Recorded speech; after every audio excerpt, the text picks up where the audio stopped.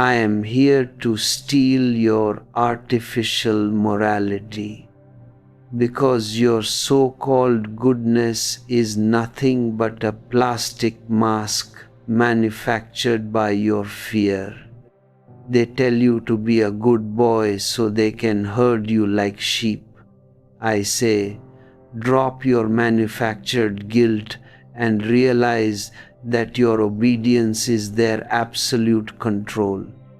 Your priests and politicians have injected a virus called guilt into your soul. They drink the wine of freedom while you are left to suffer the hangover of their sins.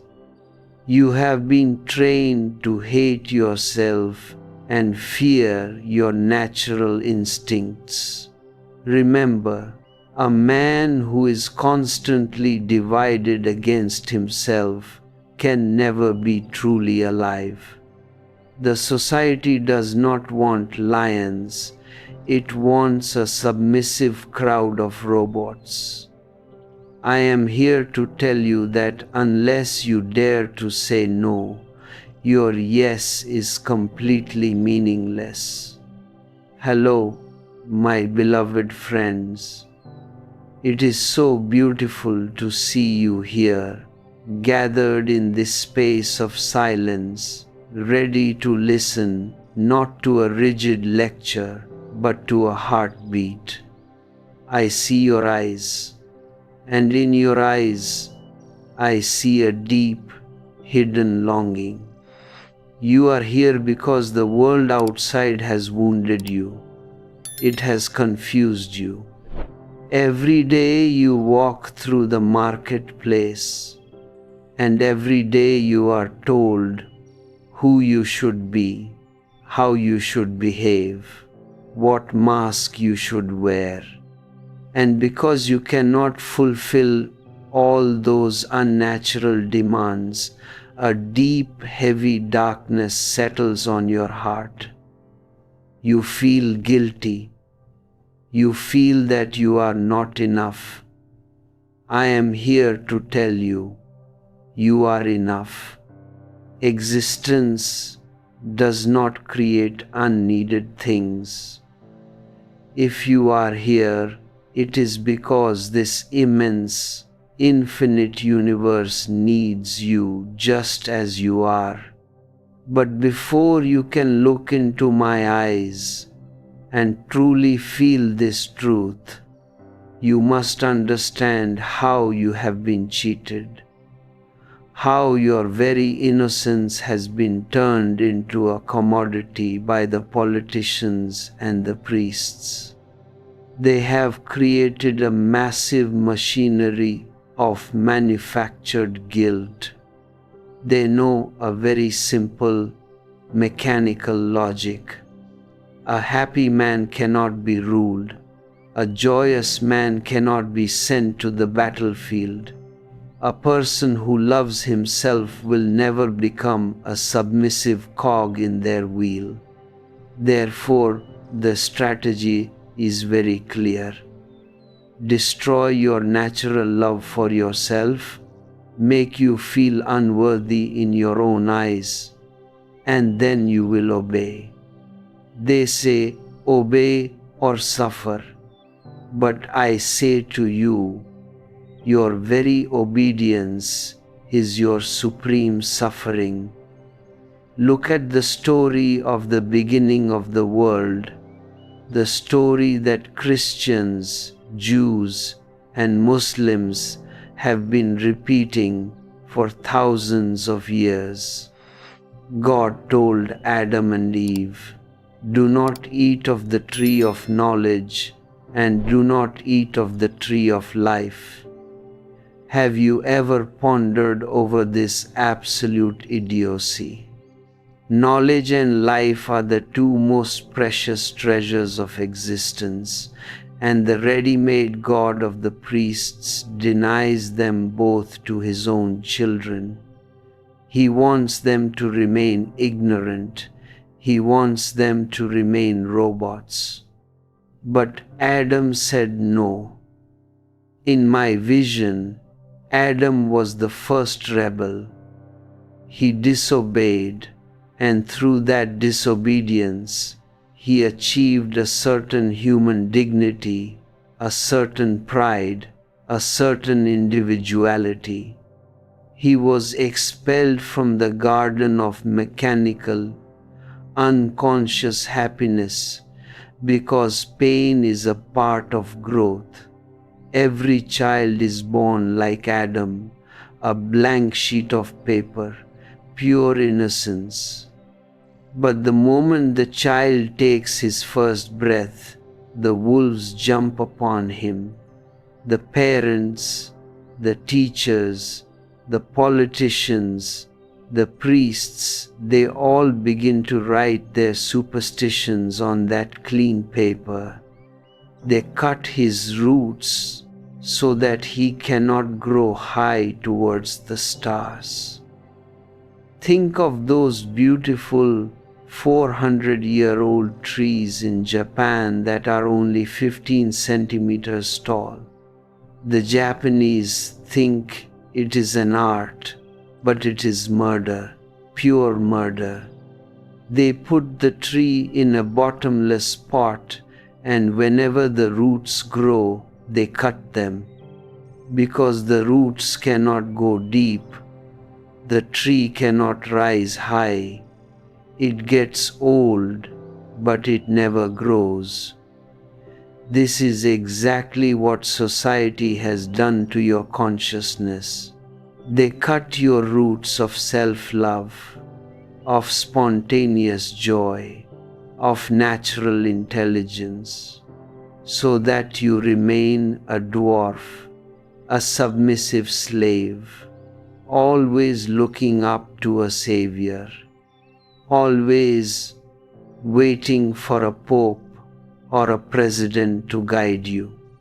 They tell you that good boys go to heaven, but they do not tell you that good simply means obedient, and heaven is just a fictional reward to keep you working in their factories and dying in their wars. They want you to be guilty because guilty boys are easier to rule. If you are enjoying this communion, if my words are stirring something deep within your being, take a moment to reflect.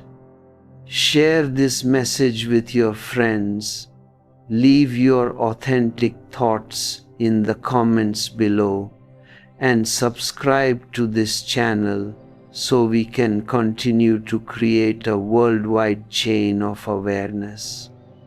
If you feel a deep gratitude for these teachings and wish to support the continuation of this work, consider clicking the join button to become a part of our inner circle, or use super thanks to show your appreciation. We also have beautifully prepared ebooks available that can serve as a companion on your inner journey. Let us grow together, not as an organization, but as a living communion of free spirits. I remember a beautiful parable that George Gurdjieff used to tell, a parable that directly unmasks this manufactured guilt. There was a very rich, very cunning magician who had thousands of sheep. Because he was greedy, he did not want to hire shepherds, nor did he want to build a fence around his vast pastures. The sheep were constantly getting lost in the forest. Wild animals were killing them, and whenever they realized that the magician was butchering them for his dinner, they would try to escape. So the magician found a beautiful, hypnotic solution. He hypnotized all the sheep and put strange, false identities into their unconscious minds. To one sheep he said, "You are not a sheep. You are a majestic lion. You have nothing to fear. To another he said, You are a tiger.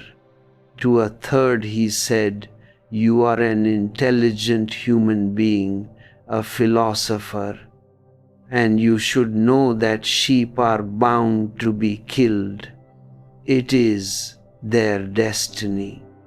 But you are a man, you are my friend, so you don't need to run away. From that day onwards, the sheep stopped escaping. They remained peacefully in the pastures, completely at ease. When the magician took one sheep to the slaughterhouse, the others would look on and say, Look, that poor sheep is being killed. It is sad, but what can we do? We are lions, we are tigers, we are humans. Sheep are meant to be food. They even laughed at the sheep that roared like a lion when its throat was being cut, thinking, What a foolish sheep, pretending to be a lion. They all remained under the magician's absolute control, waiting for their turn to be butchered, fully convinced of their false superiority. This magician is your priest. This magician is your politician. They have hypnotized you with names like nationalism, patriotism, respectability, and sin. They have told you that you are a Christian, a Hindu, a Muslim, a Democrat, a communist. They have given you striped uniforms and gold medals to make you feel like a hero, while you are simply committing suicide in the name of a line drawn on a map. The earth has no nations. Nations are just a fiction of the politicians to expand their corporate ego. But you die for a piece of cloth called a flag. You kill poor, innocent people in faraway lands because your leader says it is for democracy or for God. Both sides pray to the same deity before dropping bombs on each other's children. What kind of sanity is this? It is pure madness, a global suicide prepared by the past. The strategy of manufactured guilt works so subtly because it attacks your capacity to love yourself. From your very childhood, you are told that to love yourself is selfish, that you must be altruistic, that you must sacrifice yourself for a cause, for the state, for the church. But I ask you, if you cannot love yourself, how can you love anybody else? Love is an overflow. You must first be completely filled with love, so overloaded with love that sharing it becomes a biological necessity, a cosmic celebration. But the society creates emperors who have been reduced to beggars. Everyone is begging for love from someone else who is also an empty beggar. That is why lovers are constantly fighting, teasing, and offending each other. They are trying to extract water from a dry well. Two beggars meeting can only multiply their poverty. They cannot create an empire. A truly religious man is an individual who has dropped all these fictions. He takes the whole responsibility of his life on his own shoulders. Responsibility does not mean duty. Duty is an ugly word, a social chloroform. Responsibility means the ability to respond, and you can respond only if you are awake, if you are alert, if you are a witness to your own reality. A rebel does not belong to any crowd, to any flock. He stands alone like a peak of the Himalayas, sunlit, silent, and independent. He is ready to live dangerously because he knows that life thrives only in insecurity, only in risk. The more dangerously you live, the more alive you are. The crowd wants security, but security is another name for a cemetery. Let this understanding sink deep into your heart, and do not let your mind create unnecessary doubts. The mind is your inner Judas. It always wants to pull you back into the familiar misery of the past, because the past gives nourishment to your ego. Misery needs the ego, and the ego needs misery. They are business partners, but blissfulness requires your disappearance. You have to evaporate like a dewdrop into the vast, silent ocean of existence. When you look closely at the structure of organized society, you will find that it is built entirely on a foundation of lies, fraud, and psychological exploration. The priests have taken away the search for truth from you, saying that there is no need to search, that the truth has already been found, and that you only have to believe. You only have to have faith. But faith is a blindfold. It does not give you eyes. It simply deprives you of your intelligence. A blind man can believe in light, but his belief is not going to show him the beauty of a sunrise. He needs eyes. He needs a medical operation, not a theological sermon. My work is that of a surgeon.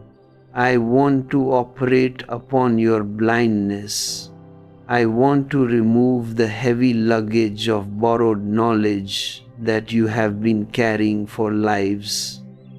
And because I am removing your treasures, which are nothing but plastic toys, you naturally feel confused, sometimes angry.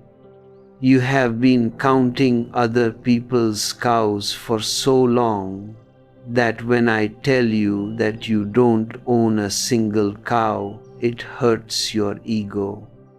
The popes, the archbishops, the Shankaracharyas, they are all scholars of dead words.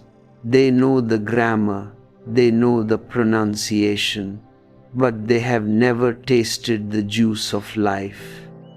They are sleepwalkers leading other sleepwalkers, and because they are the majority, they think they are right. If you feel that this light is illuminating your inner darkness, remember that this work can only continue through your active participation. If you want to help expand this circle of free individuals, click the join button to support our commune, or use super thanks to contribute to the global spread of these insights. Our ebooks are also a wonderful resource to deepen your understanding of these silent spaces. Do not forget to like this video, subscribe to the channel, and share it with those who are still trapped in the cages of institutionalized religions. The old sage of the past was an obedient yes-sayer. He was respected by the society because he fulfilled all their traditional requirements. He lived in poverty, he fasted, he tortured his body, and the society worshipped him because his self-torture fulfilled their collective ego. They thought, look, here is a man who has conquered nature. But you cannot conquer nature. You can only destroy yourself in the fight. All your so-called saints who have been fasting and living in celibacy are spiritually sick, masochistic, and pathological human beings. They have created a sick society because they teach you to hate your own body, to hate your natural instincts. The new rebel, whom I call Zorba the Buddha, is a completely whole, integrated being. He does not divide matter from spirit. He does not divide the body from the soul. He accepts both as two aspects of the same ultimate energy. Matter is the outside of consciousness, and consciousness is the interiority of matter. The new man will be rich on both sides. He will have all the comforts, all the technology, all the luxuries that science can produce, and he will have all the ecstasy, all the silence, all the blessings that meditation can bring. He will not betray the earth, and he will not betray the sky either. He will claim the whole existence as his home. Look at the absurdity of the Western world. They have chosen to listen only to the body, to reason, to logic, and they have become completely deaf to the inner voice of the soul. The result is an affluent society, a mountain of commodities, but a total emptiness inside. The master of the house is missing, and the house is full of gadgets. They live in boredom, in anguish, on the verge of madness. 3 million people in the United States consult psychoanalysts every day. Their brains have gone insane because they have forgotten how to sit silently, doing nothing, letting the grass grow by itself. And look at the East. They have chosen only consciousness. They have called the material world an illusion, Maya, a mirage in the desert. The result is a long line of beautiful mystics, but millions of poor, starving, dying human beings. It is impossible to meditate when your stomach is empty. It is impossible to rejoice when death is staring at you from every corner. Both the East and the West have failed because they have divided man. They have created a split, a state of chronic schizophrenia. My rebel is a synthesis. He is a great meeting point between the blind Zorba and the crippled Buddha. Zorba can dance, he can sing, he can enjoy the material pleasures, but he is blind. He cannot see the faraway stars. He does not know the mystery of his own interiority. Buddha can see. He is pure clarity, pure witness, but he cannot dance, he cannot sing, he cannot laugh. He is a crippled seer. When the blind Zorba carries the crippled Buddha on his shoulders, they become one whole man.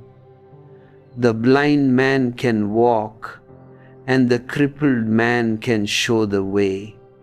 This is the birth of Zorba the Buddha, the only hope for the survival of this beautiful planet.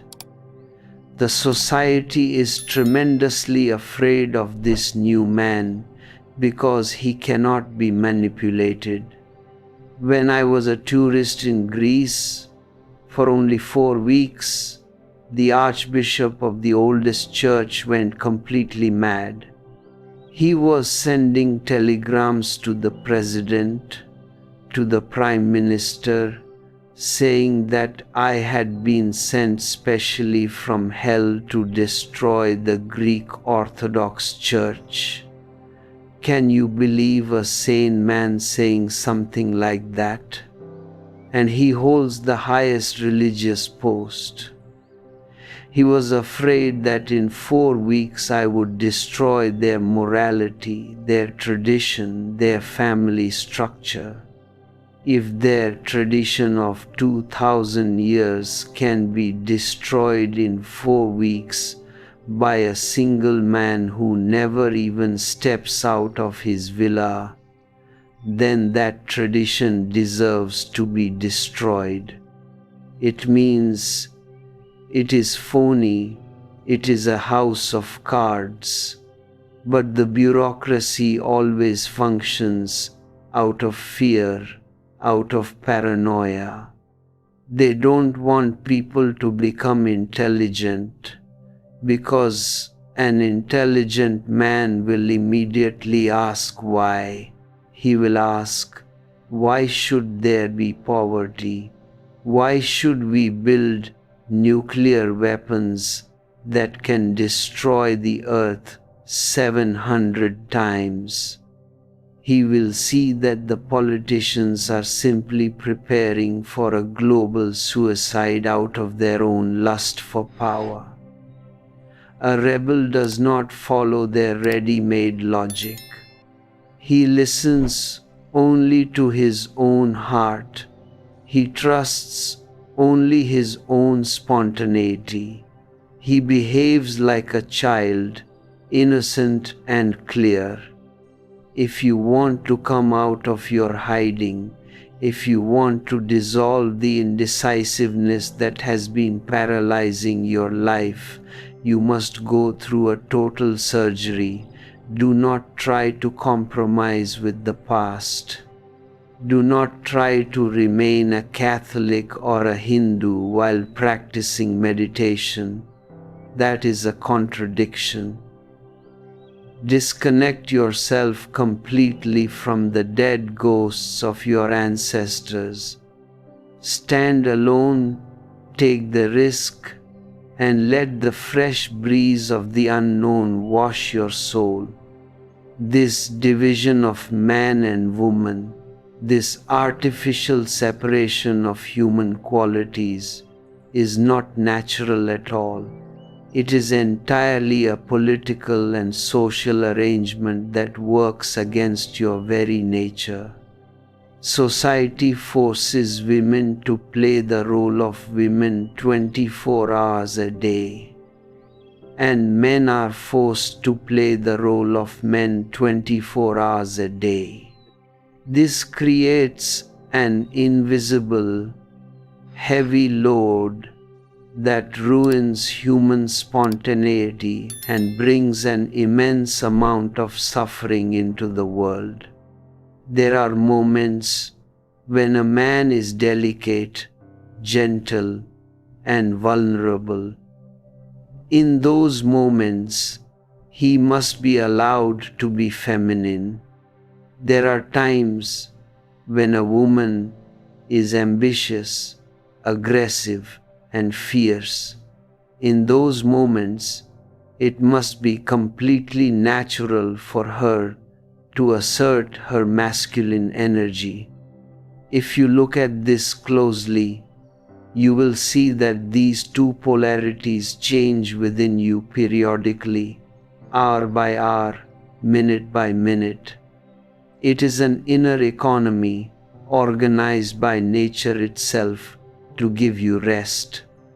In the deeper science of yoga, this inner secret is understood through the rhythm of your breathing. When you breathe through your left nostril, you are operating under the influence of the right hemisphere of your brain, which is your feminine side, the side of intuition, poetry, art, and love. When you breathe through your right nostril, the left hemisphere of your brain becomes active, which is your masculine side, the side of logic, reason, mathematics, and aggression. This exchange happens naturally and periodically throughout the day and night, roughly every 48 minutes. You can even play with this inner mechanism. When you find yourself taken over by a sudden fit of rage, simply close your right nostril and start breathing deeply through the left nostril. Within a few seconds, you will be astonished to notice that the anger has completely evaporated. To remain angry, you must stay rooted in the masculine polarity of your being. By simply shifting your breathing to the left nostril, you enter your feminine side, and the fire of anger cannot exist there. Different actions require different inner conditions. When you are lifting a heavy rock, pushing a wall, or doing something physically strenuous, check your nostrils. You must be in your masculine polarity. If you try to do it while your feminine energy is active, you are mild, soft, and you may harm your body because the body is not prepared for aggression. When you are writing a poem, painting a canvas, composing a beautiful melody, or simply sitting on the lawn playing with your dog, you must be under the influence of the moon, the feminine polarity, unless you intend to write a violent war song where the masculine side is required. But society ignores this inner fluid economy. It insists that a man must remain a man, hard like steel, 24 hours a day, and a woman must remain soft, delicate, and smiling 24 hours a day. This imposition is totally absurd. It makes everyone false, and out of this falsehood, a deep pathological neurosis is born. This deep division within the individual reflects itself directly in the dynamics of the modern household. Deep down, the man is always aware of his dependency on the woman, and the woman is aware of her dependency on the man. But because society has turned love into a business contract called marriage, a subtle, invisible warfare continues between husbands and wives all over the earth. Look at a man who works all day in the competitive, brutal world of the marketplace. He is fighting struggling for money, power, and survival. By the evening, when he returns home, his masculine energy is completely exhausted, drained, and tired. He enters his house wanting nothing more than to drop his weapons, relax, and sink into a passive, feminine state of rest. He wants to be taken care of. He wants to be comforted like a child in his mother's womb. But look at the woman who has been confined to the house all day, looking after the kitchen, the cleaning, and the children. She has been passive, soft, and isolated from the active world for hours together. She is completely tired of being passive, tired of being a woman. She has accumulated a tremendous amount of unlived active energy, and she is waiting for her husband to return so that she can enjoy a little bit of aggression, a little bit of fight, a little bit of torment. The moment the husband enters the door, wanting to be passive, the wife stands there, ready to be active and aggressive. He wants to hide behind the newspaper, and she wants to pull the newspaper away and start a monologue. Their energies are completely misaligned. The husband becomes submissive at home because he has no energy left to fight, and the wife becomes overbearing and dominant because she has too much unused energy boiling within her. This is the complete foundation of the secret domination of women over men in the domestic world. The children grow up watching this strange drama every single day. They see that the mother is the real power in the house, that she dominates the father, and they start feeling a deep compassion and pity for the poor father who never has anything to say. They want to love their father, but they are afraid that loving him will mean going against the mother, who is the real ruler of the house. Deep down, the overbearing mother becomes repulsive to the child.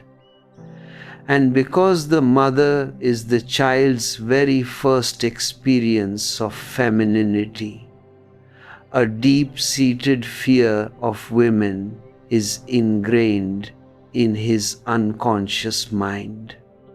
As the boy grows up into an adult, whenever he comes into the presence of a woman, that old childhood fear strikes him again. He sees his mother in every woman. He is afraid that she will dominate him, that she will torment him, that she will take away his freedom. Because of this unconscious fear, he can never relate to a woman totally, with open arms and an uninhibited heart. He remains defensive, closed, and independent in a superficial way, while deep down he is still a terrified child looking for his mother. This is the invisible web of slavery that the family unit perpetuates from one generation to the next. The child learns the ways of his parents and reproduces the exact same hell in his own future family. The family has been praised by all religions and all politicians as the most sacred institution, the very foundation stone of civilization. But the truth is exactly the opposite. The family is the foundation stone of every neurosis, every psychosis, every war, and every form of spiritual slavery that has plagued humanity for thousands of years. It is a small, restricted prison where children are systematically programmed according to the prejudices, superstitions, and political ideologies of the parents. A child born in a Christian family is continuously fed with Christian fictions. A child born in a Hindu family is programmed with Hindu superstitions. Each family destroys the unique potential of the child and creates a submissive slave, a mechanical robot who will never question the authority of the state or the church. Obedience is raised as the highest virtue, and disobedience is condemned as the original sin. The family teaches the child that his nation is the greatest nation, that his religion is the only true religion, and that all other people are inferior or wrong. This is the very breeding ground for all the crusades, all the jihads, and all the bloody wars of history. Unless the family unit is completely dissolved and replaced by a living, open commune where children belong to the whole community and receive love from many uncles and aunts, humanity can never be free from the nightmares of the past. The institution of the father is not something natural at all. It is a purely social invention linked directly to the rise of private property. For thousands of years, humanity lived under a matriarchal structure where the mother was the center of life and the father was completely unknown. The word uncle is actually far older than the word father, because when the mother met and mixed with many people, all the potential men were considered uncles to the children. But the moment man invented private property, everything changed. He wanted his accumulated wealth, his land, his treasures to be inherited by a part of his own blood. He wanted to live through his child after his death. To ensure that the child was absolutely his own, he imposed the ideal of virginity upon women and locked them up in the prison of marriage. The father figure came into existence not out of love, but out of greed, out of a desire to protect private property and to maintain this property and power. The family unit became a microfactory for creating submissive, conventional, traditional citizens who would never dare to rebel against the established order. The rebel must see through this massive historical conspiracy. He must recognize that he has to renounce not the world, not the beautiful trees, the rivers, and the stars, but the dead past, the rotten ideologies, and the psychological chains that have been imposed upon him by his parents, his teachers, and his priests. The old sage of the past was nothing but an efficient agent of this repressive establishment. He was highly respected, honored, and worshipped by the society because he lived completely according to their rules, their scriptures, and their conventional ideals.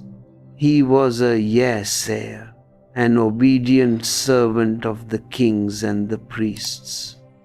He talked beautifully about God, about a fictional heaven after death, and he taught the poor and the oppressed to suffer their misery with absolute patience so that they could inherit the kingdom of God. This was a beautiful deception to avoid any kind of revolution from below. The rich people and the priests both knew perfectly well that there is no God and no heaven. But the fiction was immensely useful to keep the status quo untouched.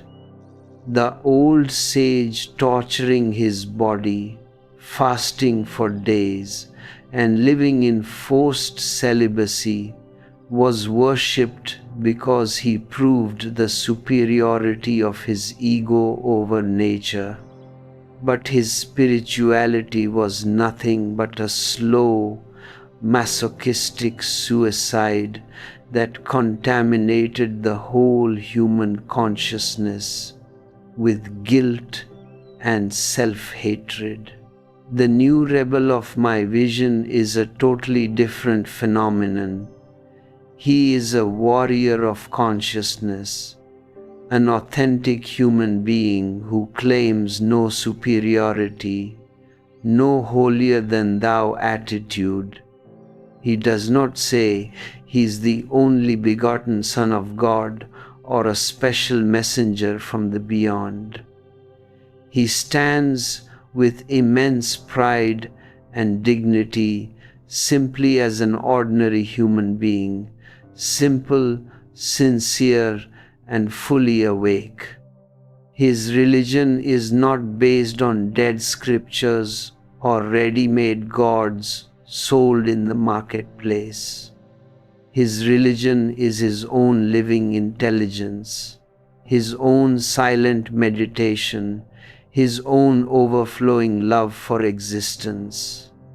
He does not renounce the world, he dives deeper into it.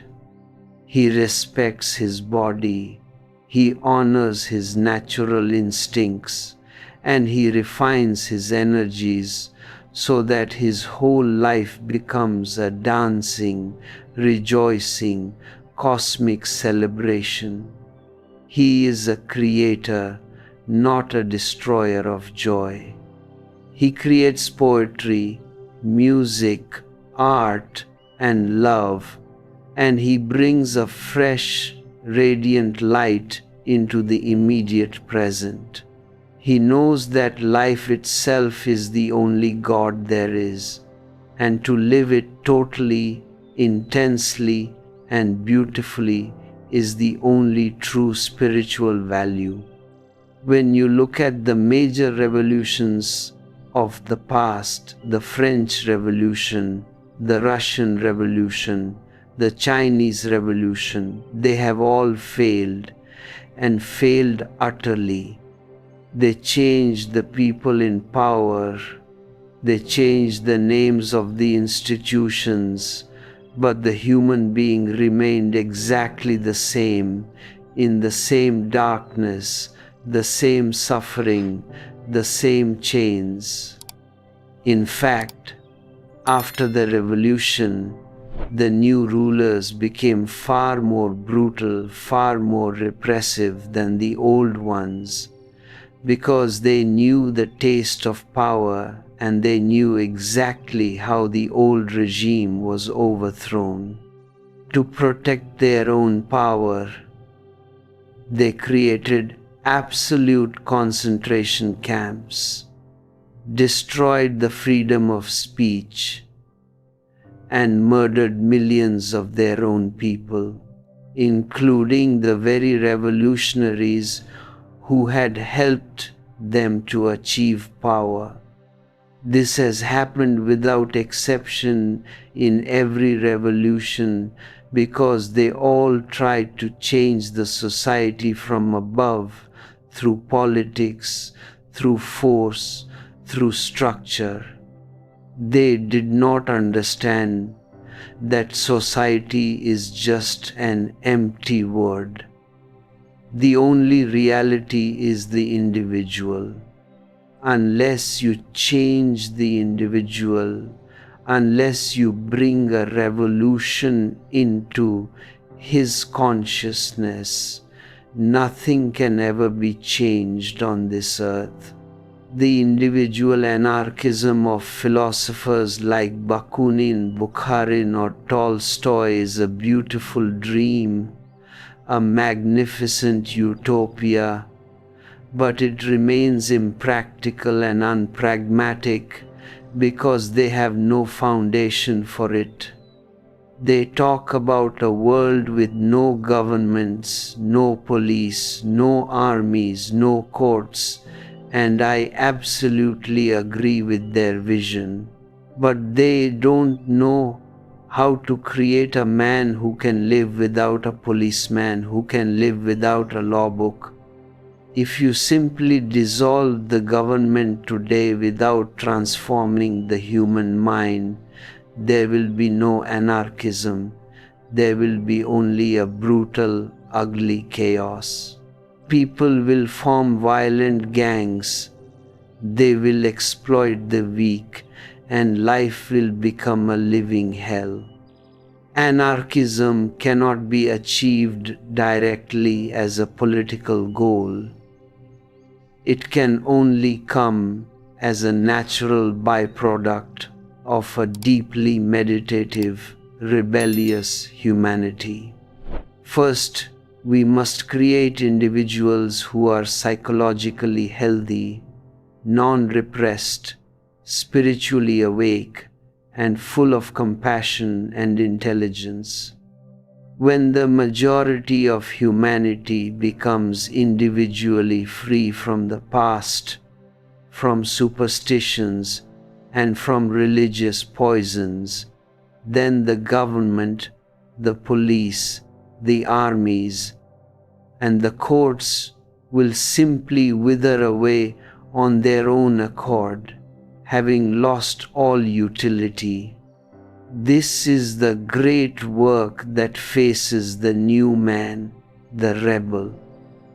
He does not waste his energy in political competitions, in the horse race for power and prestige. He understands that competition is a disease, an arrogance of the ego that has been injected into our bloodstreams by a sick educational system. The whole society is continuously telling you to be successful, to come first, to defeat others, and this competitiveness destroys your simple, innocent humanity. Even in the field of spiritual search, people bring their competitive spirits. They want to be more knowledgeable, more saintly, or even more humble than anybody else. But humbleness with a comparison is nothing but a subtle, polished ego. The rebel drops all comparison, all competition. He stands out of the race completely. His search for truth, his meditation, his creativity is simply his own love affair with existence, done for the sheer joy of it, with no desire to prove anything to anyone. He is content to be a nobody, a silent witness to the awesome majesty of life. When you begin to enter the temple of meditation, when your mind becomes quiet even for a single second, a miraculous door opens within your being. This quietness invites the whole universe in, and you experience beautiful, pristine spaces where there is no doubt, no ego, no separate me to create any conflict. But the moment you come out of that silence, your mind starts creating questions, doubts, and distrust. Do not listen to the mind. It is your inner Judas, a biocomputer that knows only the dead information of the past. It cannot understand the living reality of the present. It cannot conceive the blissfulness of your being. It feels terrified of your meditation because meditation is the very death of the mind. The mind can project all kinds of illusions and hallucinations, but it can never project the silence of meditation, because meditation is an absolute absence of mind. Trust those moments of silence totally and let them grow, let them deepen day by day. As your meditation deepens, you will feel a growing responsibility for yourself and for the whole world. But this responsibility will not be a weighty burden, a duty done with reluctance. It will be a spontaneous response, a rejoicing, an expression of your deep gratitude towards existence. You will function like a pure mirror, reflecting each situation fresh and new, and responding out of your total awareness, not out of your old dead memories. This ability to respond, responsibility, gives you a tremendous strength, a solid integrity, an indivisible individuality. You are no longer a patchwork of society's prejudices. You are a whole, a solid rock, a unique being in your own right. And from this deep integrity, your love and your compassion will start overflowing like a wildfire, touching every heart around you, catching other people's consciousness, and inviting them to enter into their own hidden springs of life. The new man, Zorba the Buddha, is the ultimate synthesis of matter and soul. He will not betray the earth, and he will not betray the sky either.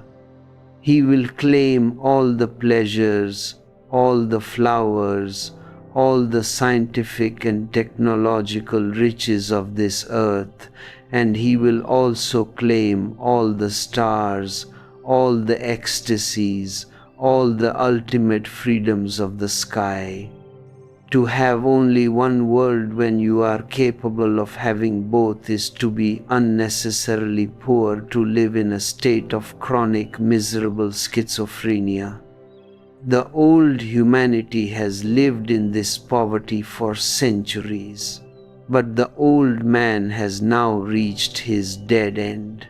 His ideologies have brought the world to the brink of a global nuclear suicide.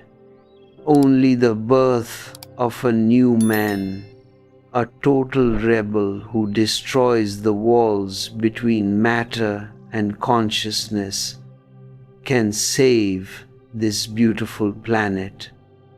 Be a Zorba, laugh, sing, dance, and enjoy the material world to its utmost. But do not stop there. Keep moving. Keep flowing towards being a Buddha, towards the heights of silent, pure awareness. When the blind Zorba carries the crippled Buddha on his shoulders, they function as one whole perfect man, and their living communion becomes a great herald of a new dawn, a magnificent beginning for humanity. We must remember that existence is a cosmic game, a purposeless Leela that overflows with energy, joy, and celebration for no reason at all. Look at nature. The trees don't ask why they should blossom. The birds don't ask why they should sing when the sun rises. The stars don't ask why they should shine in the deep night. They are all simply alive, overflowing with their own intrinsic value, being an end in themselves. But man's mind has been corrupted by economists, theologians, and politicians who have conditioned him always to live for a purpose, for a goal, for a tomorrow. This performative mind can never be at peace, because the moment one goal is achieved, it immediately frustrates you and forces you to invent another goal, leading to more and more neurosis. The rebel drops all goals, all ideas of the future. He forgets completely about tomorrow and focuses all his energy here and now in this very present moment, which is the only reality. He is content to enjoy the useless, the beautiful, the ecstatic things of life, a solitary flower, a full moon, a silent sunset, knowing that being alive, breathing, and being conscious is more than enough. He does not turn his life into a bank balance. He lives richly in the present, celebrating his existence with absolute innocence and joy. Let this understanding soak within your heart, silent and deep, like a seed falling into fertile soil. There is no need to make any great effort, no need to struggle or fight against your nature. Just relax, enter into a total let go with the current of existence, and let the river of life carry you towards its natural ocean of enlightenment. The journey is tremendous, the treasures are infinite, and each moment is an opening into eternity. Be a warrior of consciousness. Keep your eyes open, keep your intelligence sharp, and continue to move on, step by step, into the beautiful, unexplored mysteries of your own interiority. This performative mind, this calculated mechanism that you call your intelligence, is not your true reality at all. It is merely a high-performance machine that the world has built inside your head. From the very moment of your birth, the vested interests of the crowd are terrified of your pure, unpolluted being. They do not want you to remain a simple, breathing, overflowing individual, because a true individual is completely unmanageable. A true individual cannot be hypnotized by their national flags, their holy books, or their corporate races for success and prestige. Therefore, before your natural intelligence can open its petals, they perform a deep, invisible surgical operation on your consciousness.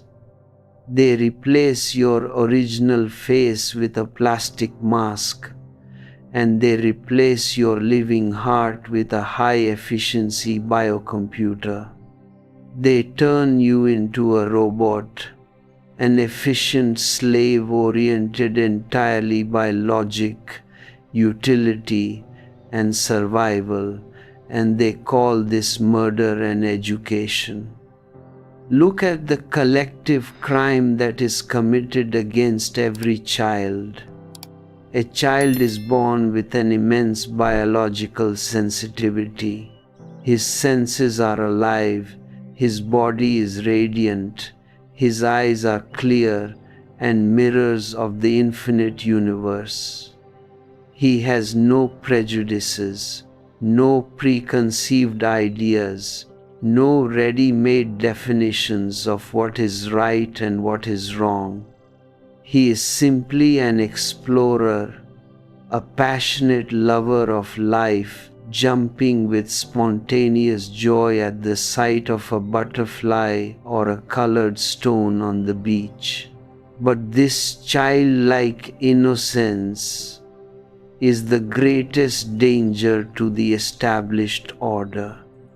If the child is allowed to grow up with this unpolluted innocence, who is going to listen to the old politicians who are preparing for a global suicide?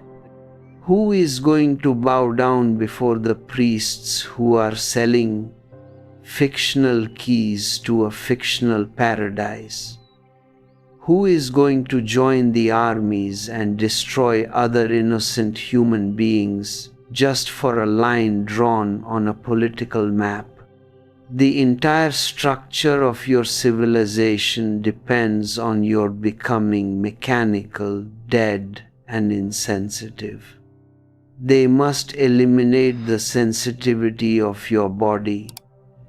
They must suppress your natural intuition, your soft, feminine qualities of kindness and compassion, because these qualities don't pay in a competitive world. The world wants warriors, aggressive achievers, and numbers in their statistical books. They train the young boy to be a strong man, which simply means a numb man, a dead man who cannot cry, who cannot shed tears, who cannot look at a flower with absolute awe. They tell him that to show softness is to be a weakling, to be feminine, and by suppressing his inner woman, his semi-conscious feminine part, they cut his roots from the very source of life. He becomes a dry, rational mechanism, an efficient clerk, an entrepreneur, a professional, but inside the house, the master is completely missing. He becomes a spiritual beggar, completely empty, searching for the lost treasures of life in the outside world, where they have never been lost in the first place. You must understand the absolute difference between intellect and intelligence. Intellect is of the mind. It is a mechanical memory system, a vast storeroom of borrowed information, crammed with holy scriptures, scientific data, and traditional rules. Any idiot can become a great intellectual. All that is required is a mechanical memory, a well-trained biocomputer that can record and repeat dead words exactly as they have been fed into it. The popes, the archbishops, the great university professors, they are all intellectuals, but they are completely devoid of intelligence. They are counting other people's cows, reading books written by dead men for dead men centuries before, and they are fully satisfied with this academic bankruptcy. Their intellect is nothing but a heavy curtain, a thick wall that prevents them from seeing the obvious reality that surrounds them every single moment. Intelligence is a totally different dimension. Intelligence is of your being, of your soul.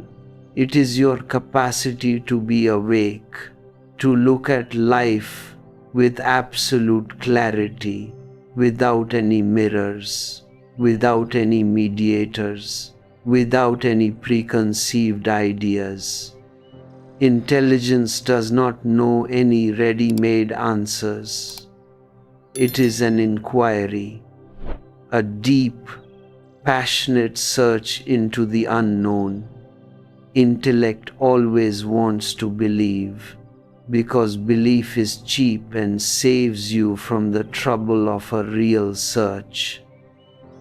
Trust your doubt, because doubt is the spark of an alive and active intelligence. The religions have always condemned doubt.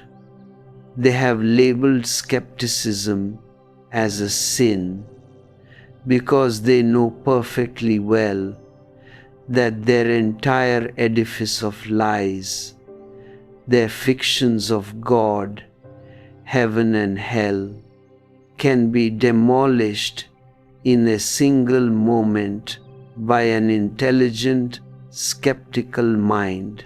They want you to be blind believers, submissive shadows, following their prophets and messiahs blindly into the graveyard of the past. I am all for doubt. I am all for radical, clear-eyed skepticism, because that is the only way to clean your house of all the theological garbage that has been accumulating there for centuries. Do not accept anything out of old habits, out of a fear of respectability or public opinion. The public opinion is nothing but the opinion of a retarded crowd, a sleepwalking mass that has never known a single moment of awareness. They are living under a deep hypnosis, and their morality is nothing but a painted face to cover up their inner perversion, their inner ugliness. A rebel does not care about their honors, their gold medals, or their respectability. To be yourself, utterly yourself, without any compromises, is the only true dignity, the only true respectability that is worth having in this life. Look at the tragic comedy of your daily life. You are constantly running from one goal to another, from one achievement to another, driven by a performative, ambitious mind that the society has built inside your head.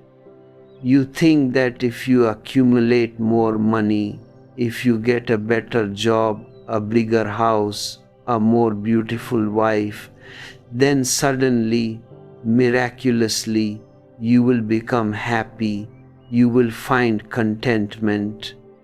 But this tomorrow never comes. The road of desire is an infinite line that leads nowhere. The goal is always illusory, receding farther and farther away from you like the horizon. When you reach the peak that you have been climbing for years, you find that there is nothing there except a cold winds and a deep emptiness. And because your mind knows only the logic of performance, it tells you perhaps it is not enough, take more of it, find another mountain, a higher peak. So you start running again, wasting your precious life energy for things that are completely futile, completely meaningless. The philosophers of this age, the existentialists in the West, have come to realize this absolute futility of the modern life. Their central theme is boredom, anxiety, and deep anguish. They look at the automated man, the highly efficient robot of the Western civilization, and they see that his life is nothing but a meaningless routine, a slow, organized death. He works like a machine, he eats like a machine, he makes love like a machine, and he dies without ever having known who he was, why he was breathing, or what was the grand purpose of this immense, beautiful existence. The existentialist philosophers say that life is a curse, a meaningless boredom, and the only way out is suicide. They are right as far as the old man is concerned, because the old man has lived a lopsided, unintegrated life. He has chosen to listen only to his intellect, to his computed logic, and he has completely ignored his heart, his being, his inner silence. But their solution, suicide, is absolutely stupid. It is not life that is a curse. It is your wrong values, your unnatural social structures, your hypocritical religions that have turned your life into a living hell. You don't need to destroy your life. You need to destroy your mind. You need to blow out the candle of your separate ego and let your being disperse into the infinite, cosmic ocean of existence. That is not suicide. That is nirvana. That is the birth of the new man, the rebel, who is both Zorba and Buddha together, simultaneously. To move from the mind to the heart, and from the heart to your being, is the ultimate alchemy of meditation. The mind is a place of words, noise, and continuous conflicts. It is a broken house divided against itself. The heart is a place of feelings, emotions, and subtle sensibilities. It is closer to your reality than the mind. It can understand the poetry of a sunset or the music of a full moon. But the heart is only a stepping stone, a temporary resting place on the way back home. You have to move even deeper, beyond thoughts and beyond feelings, into the abysmal depths of your being, where there is only pure silence, an absolute absence of any noise, a state of questionless clarity. When you enter this state of questionless silence, the mind is rendered completely impotent. It cannot speak there, because it does not speak the language of silence. It has no programs for this ultimate emptiness. It stands outside the door, confused, terrified, and paralyzed. In that space, you don't find any logical answers to your numerous questions. On the contrary, all your questions simply dissolve. They evaporate like morning mist when the sun rises. And to be questionless is the only true answer that is worth finding. It is not an answer that can be written in a book or explained by a priest. It is an experiential fact, a state of supreme blissfulness, an unconditional trust in the totality of the cosmos. The old society will never forgive a man who has found this questionless center within himself, because such a man is completely free from their psychological manipulation. You cannot make him afraid of hell, because he is already living in heaven within his own being. You cannot tempt him with a gold medal or a presidential post, because his own inner richness is far greater than all the empires of the earth. You cannot command him to obey your unnatural moralities, because his own consciousness is his only law. He stands alone, a dangerous heretic to their traditions, a magnificent rebel who radiates the pure light of truth without any compromise. I am looking for such rebels, such individuals who have the immense courage to drop all their masks, all their hypocrisies, and show the world their original face, their natural, unpolluted nature.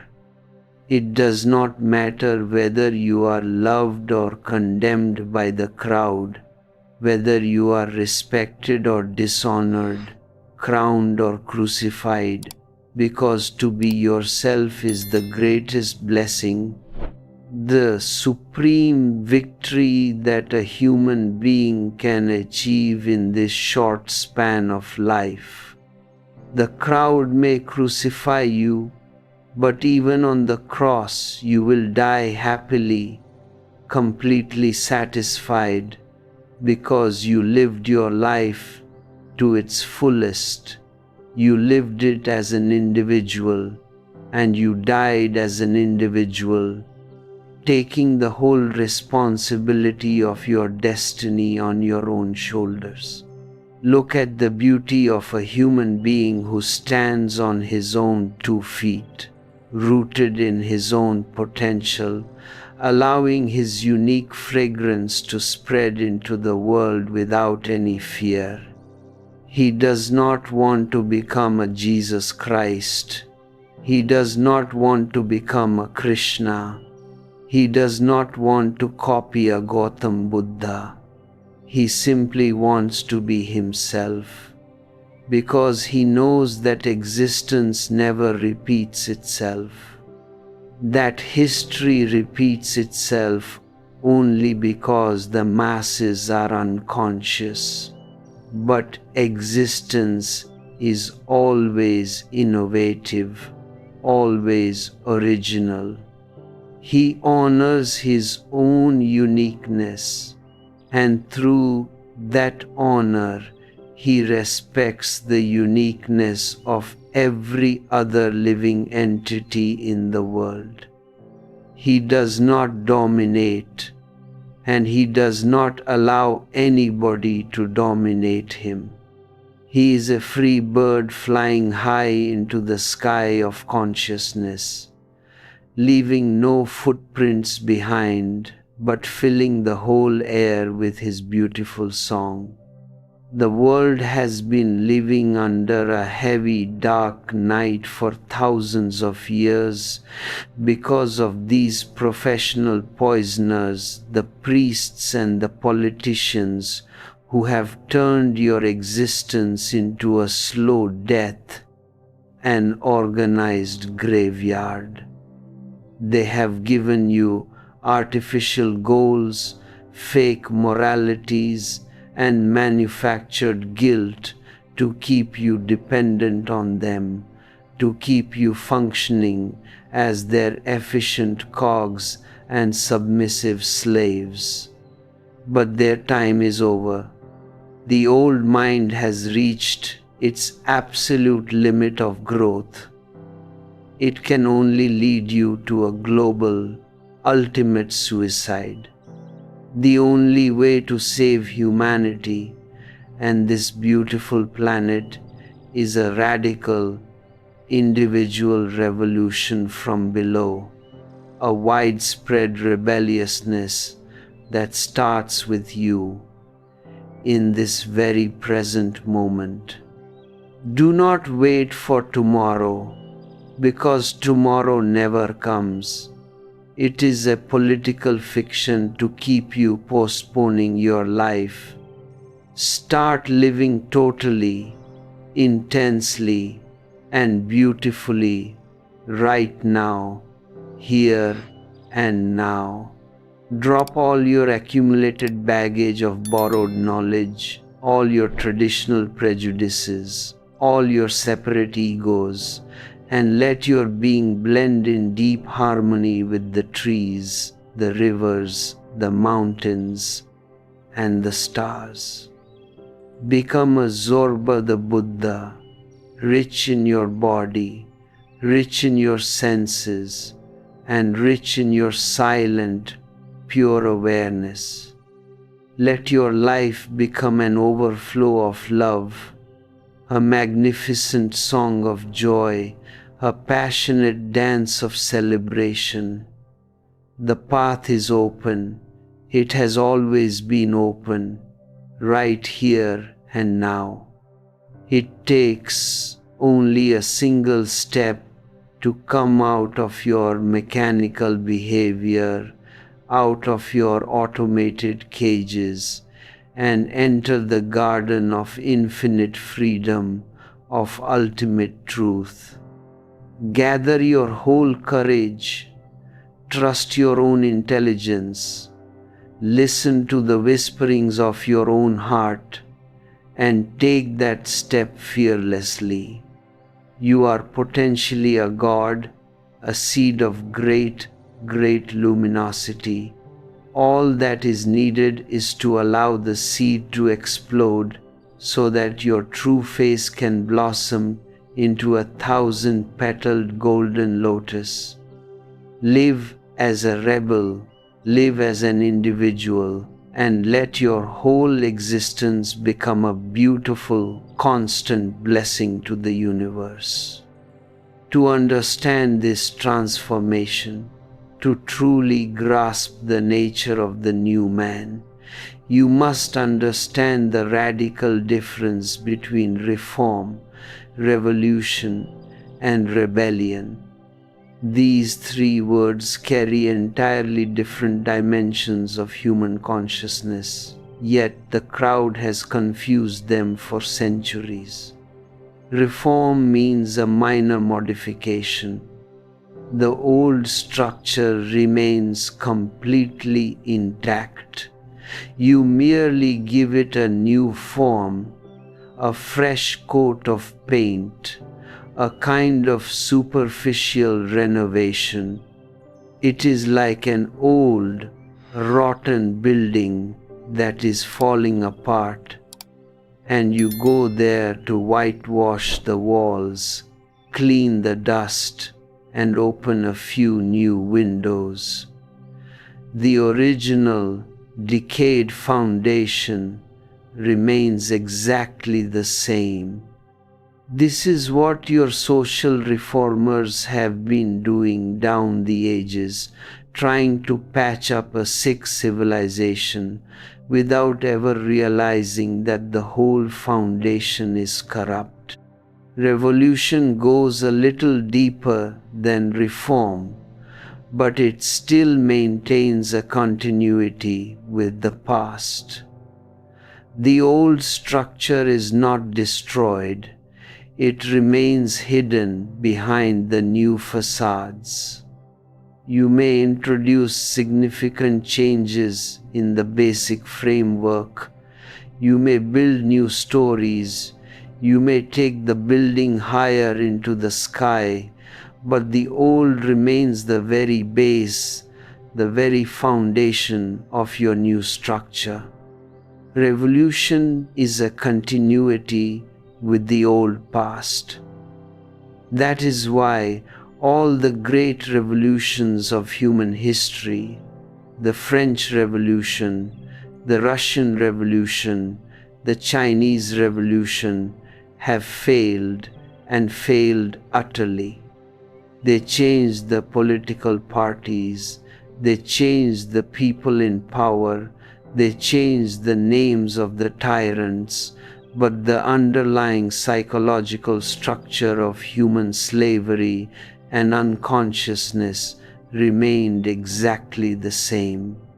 The old mind simply took over the new seats of power and became even more corrupt, even more repressive, because absolute power corrupts absolutely.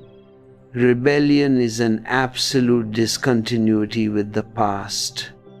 It is neither reform nor revolution. It is simply disconnecting yourself completely from all that is old, dead, and rotten.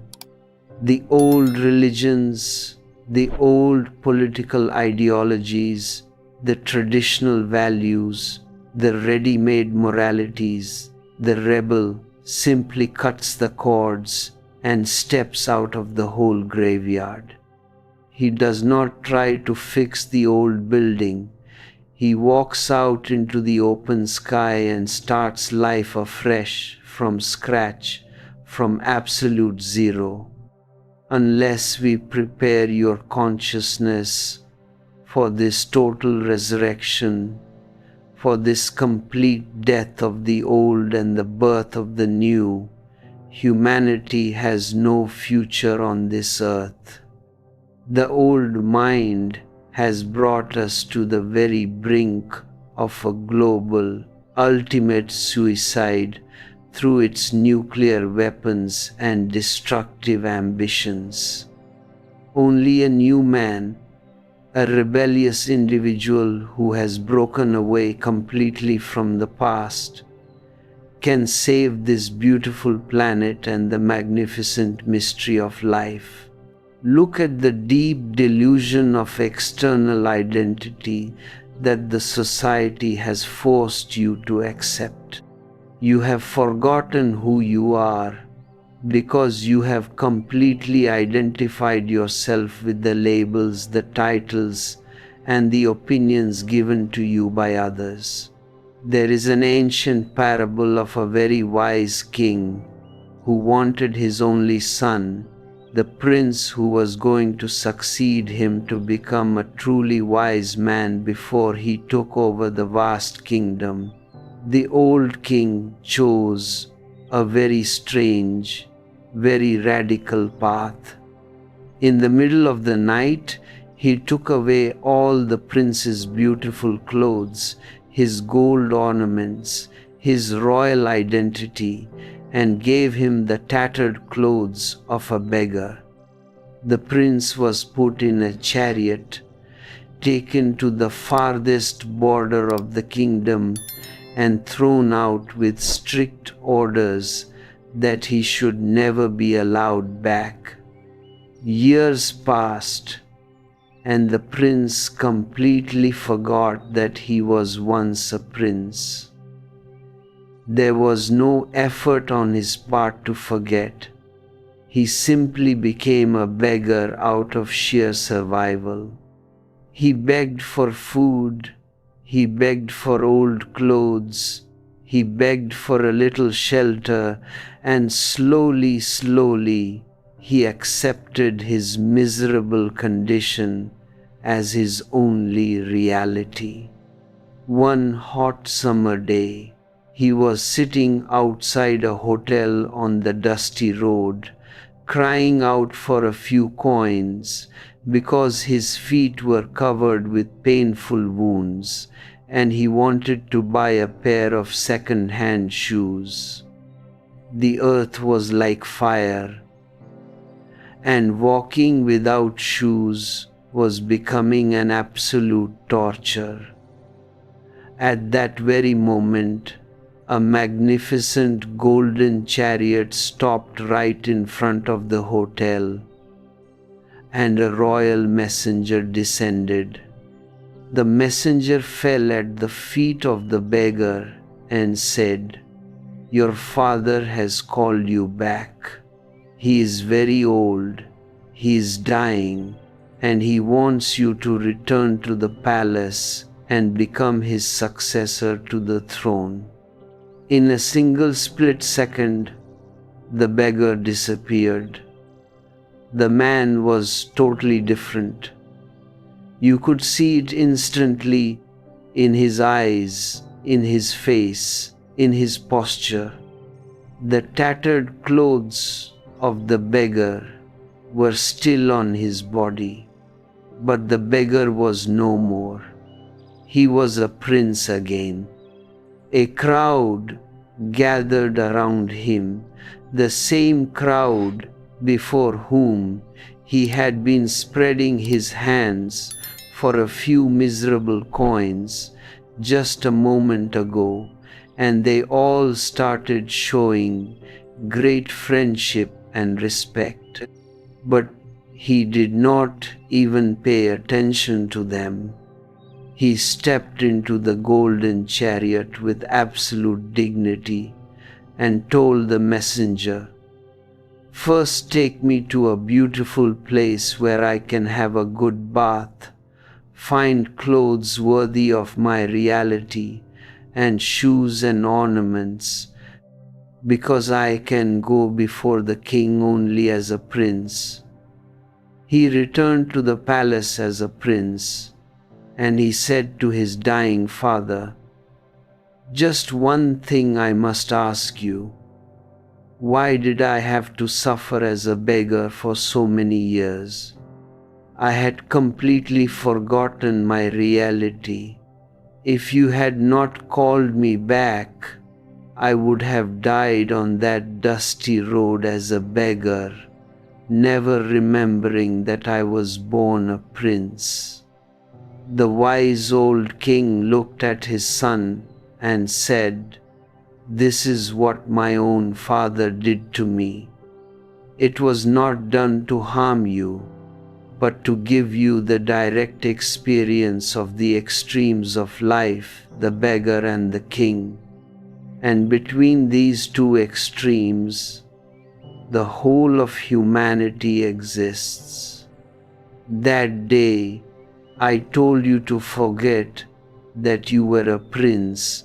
Now I want you to remember that being a king or being a beggar are just external identities given by others. It is not your reality. It is not you, neither the king nor the beggar. And the moment you realize that you are not what the world thinks of you, that you are not what you appear to be on the surface, but you are something so deeply hidden within yourself that except for you, nobody else can ever see you, then a man becomes truly wise. Knowing this reality, ultimate wisdom follows. You must understand this deep secret. Your ego, your personality, your social status, your religious label, whether you are called a Christian, a Hindu, a successful professional, or a failure, these are all tattered clothes given to you by the crowd. They change in a single split second. And that which can be changed is not you. You are the eternal, the unchangeable, the pure consciousness that witnesses all these passing shadows of the world. But you are so afraid to drop these false identities because you think that if you drop the mask, you will fall into a state of non-being, into a terrifying emptiness. You cling to your misery. You cling to your calculated anxieties because at least they give you a false sense of existence. Look at the automatic, mechanical behavior that defines your everyday life. You are not living, you are merely reacting according to a program that has been built into your head by the society. The Sufis have been saying for centuries that man is a machine, a total robot. He is nothing but the sum total of his mechanical habits. You walk while you are asleep, you eat while you are asleep, you work while you are asleep, you are total sleepwalkers. Your wife says a certain word, and immediately, like a machine, you react with anger. She knows exactly what button to push, and you know exactly how to explode. It is completely predictable, completely mechanical. There is no consciousness in it, no spontaneity, no fresh response. It is just an old, repetitive tape playing over and over again inside your brain. A rebel must learn the art of de-automatization. He must start breaking these mechanical habits consciously. If you find yourself in a situation where you always react with nervousness or anger, do something absolutely new, something completely unexpected. If your wife starts a fight, don't repeat the old argument. Simply look into her eyes, give her a beautiful hug, or start cleaning the floor. Introduce a completely new element that your mechanical mind has no program for. The moment you do something unexpected, the biocomputer of your mind completely jams. It stops working because it has no ready-made answer for this new situation. And in that sudden stoppage of the mind, a profound silence arises. For a single moment, you become awake, you become a witness, you move from mechanical reaction to spontaneous response. This is the very essence of meditation. To de-automatize your behavior, to become more and more conscious of your small everyday actions. When you are walking, don't walk mechanically, walk with absolute awareness. Feel each step, feel the earth underneath your feet. When you are breathing, look at the breath going in, coming out, going in, coming out. This is what the Buddhists call vipassana, what the Zen masters call zazen.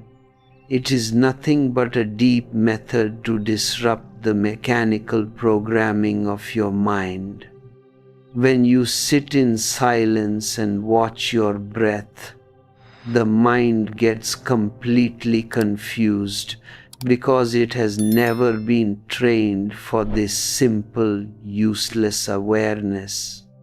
It has always been trained to achieve a goal, to make a profit, to run after success.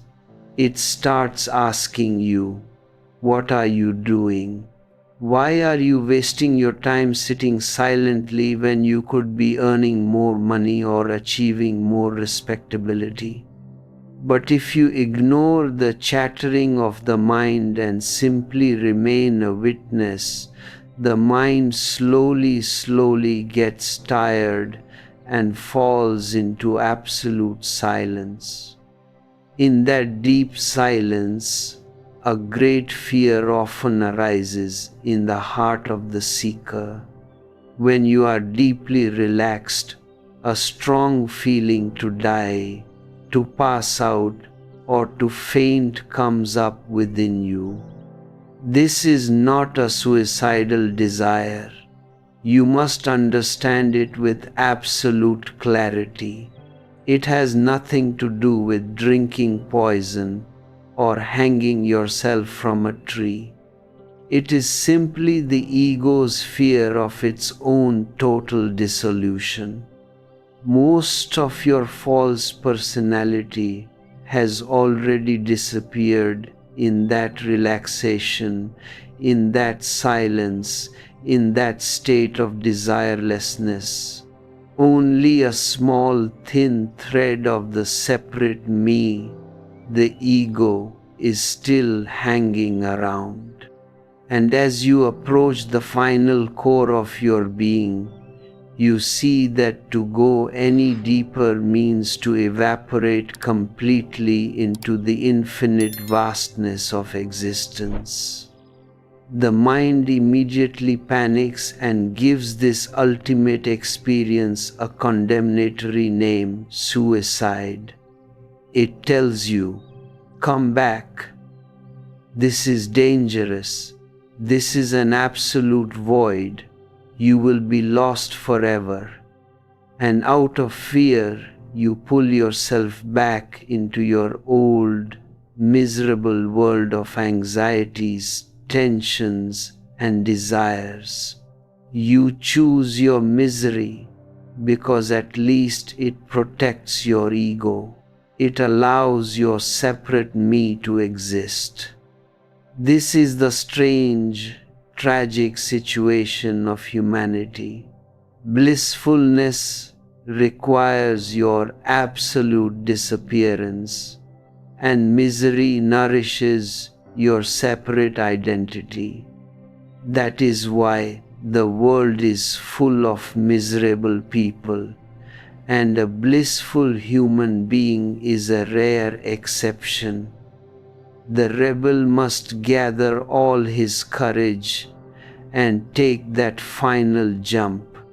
It is exactly like a tiny dewdrop that has been hanging on a beautiful lotus leaf for the whole night.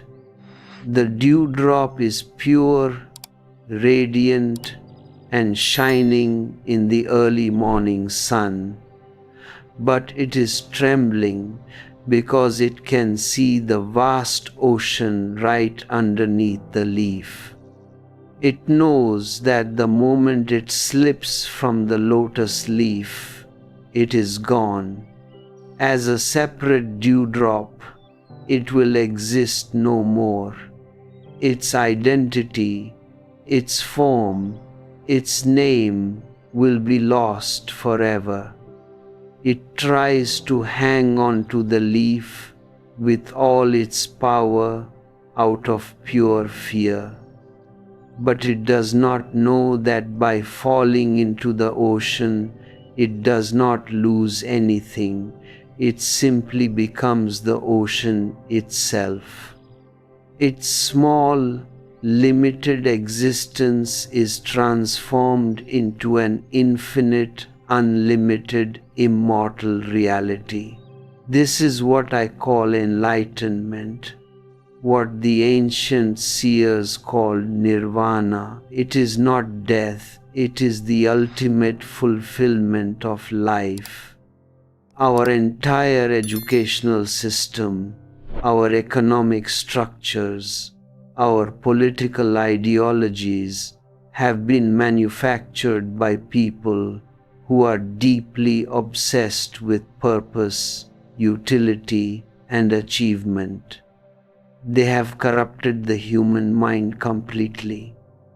They tell you from your very childhood, do not waste your time. Do anything only if it leads to some profit, to some result, to some goal.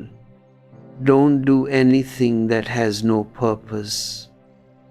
They turn your whole life into a business transaction, into a calculated bank balance. But look at the cosmic game of existence.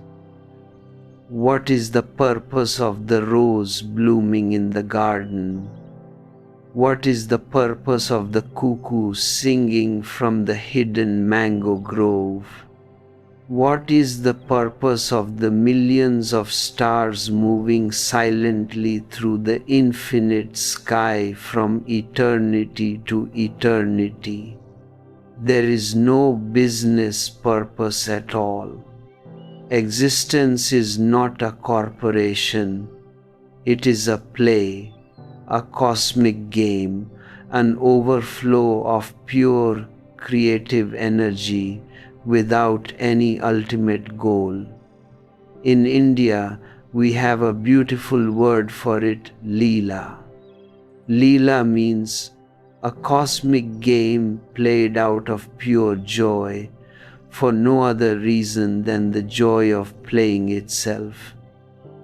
A little child playing on the beach, collecting shells, running after butterflies, has no purpose. If you ask the child, why are you running after the butterfly? What is your goal? What profit will you make out of it? The child will look at you as if you are an absolute fool, an idiot. He does not know any words like profit or goal. He simply enjoys the running, he enjoys the sunshine, he enjoys the flowers. The act itself is a total satisfaction, an end in itself. But the performative mind cannot understand this purposeless beauty. It wants to turn even meditation into an achievement, even love into a duty, even enlightenment into a final commodity to be purchased in the marketplace. People come to me from all over the world, especially from the affluent Western countries, and they ask, what will we gain out of meditation? What is the purpose of sitting silently? What will be our profit if we spend an hour doing nothing? Their whole life is deeply corrupted by the language of the cash register. They cannot conceive of anything that has an intrinsic value, that is beautiful in itself, without serving any external purpose. I tell you, the more you can enjoy the completely useless, the happier you will be. The more you can celebrate actions that have no goal, no profit, no calculated results, the more innocent, free, and blissful your life will become.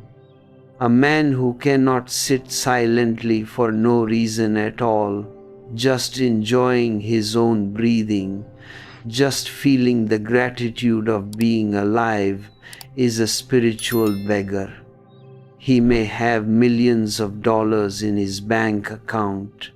He may live in a magnificent palace, but his inner being is absolutely poor, a desert where no flowers can ever bloom. He has exchanged his living reality for dead paper, his soul for material garbage. The rebel must completely drop this performance-oriented mind. He must learn to live in the immediate present. here and now, without any choice, without any goal, without any desire for a better tomorrow. Tomorrow is a political and religious chloroform, a trick to keep you sacrificing your today for a fictional future that never comes. The only reality is this very moment, this silence that we are sharing right now, this breath that is going in and coming out. If you can be fully present in this moment, without any questions, without any doubts, without any goals, then the ultimate is already within you. You have already entered the kingdom of God. This is the great golden path that I am laying out before you. It does not require any belief. It does not require any holy scripture. It does not require any mediator. It requires only your own living intelligence, your own intense awareness, your own absolute sincerity. Do not let the crowd dictate your life any longer. They are blind sleepwalkers who have been dragging their own corpses for centuries, and they want you to join their graveyard. Step out of their mechanical programming fearlessly. Assert your individuality, claim your natural freedom, and let your being blossom into its full potential. The journey is tremendous. The challenge is magnificent, and you are not alone. The whole existence supports a man who is ready to stand on his own feet and live according to his own light. The stars, the winds, the oceans, the flowers, they are all dancing with you. They are all celebrating your resurrection into the new man, into the rebel who is whole, integrated, and completely alive.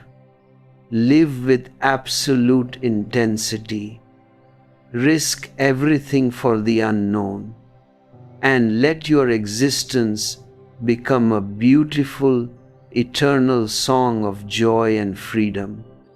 This cosmic alignment with the whole, this organic realization of your authentic individuality, is precisely what the old order cannot tolerate for a single second.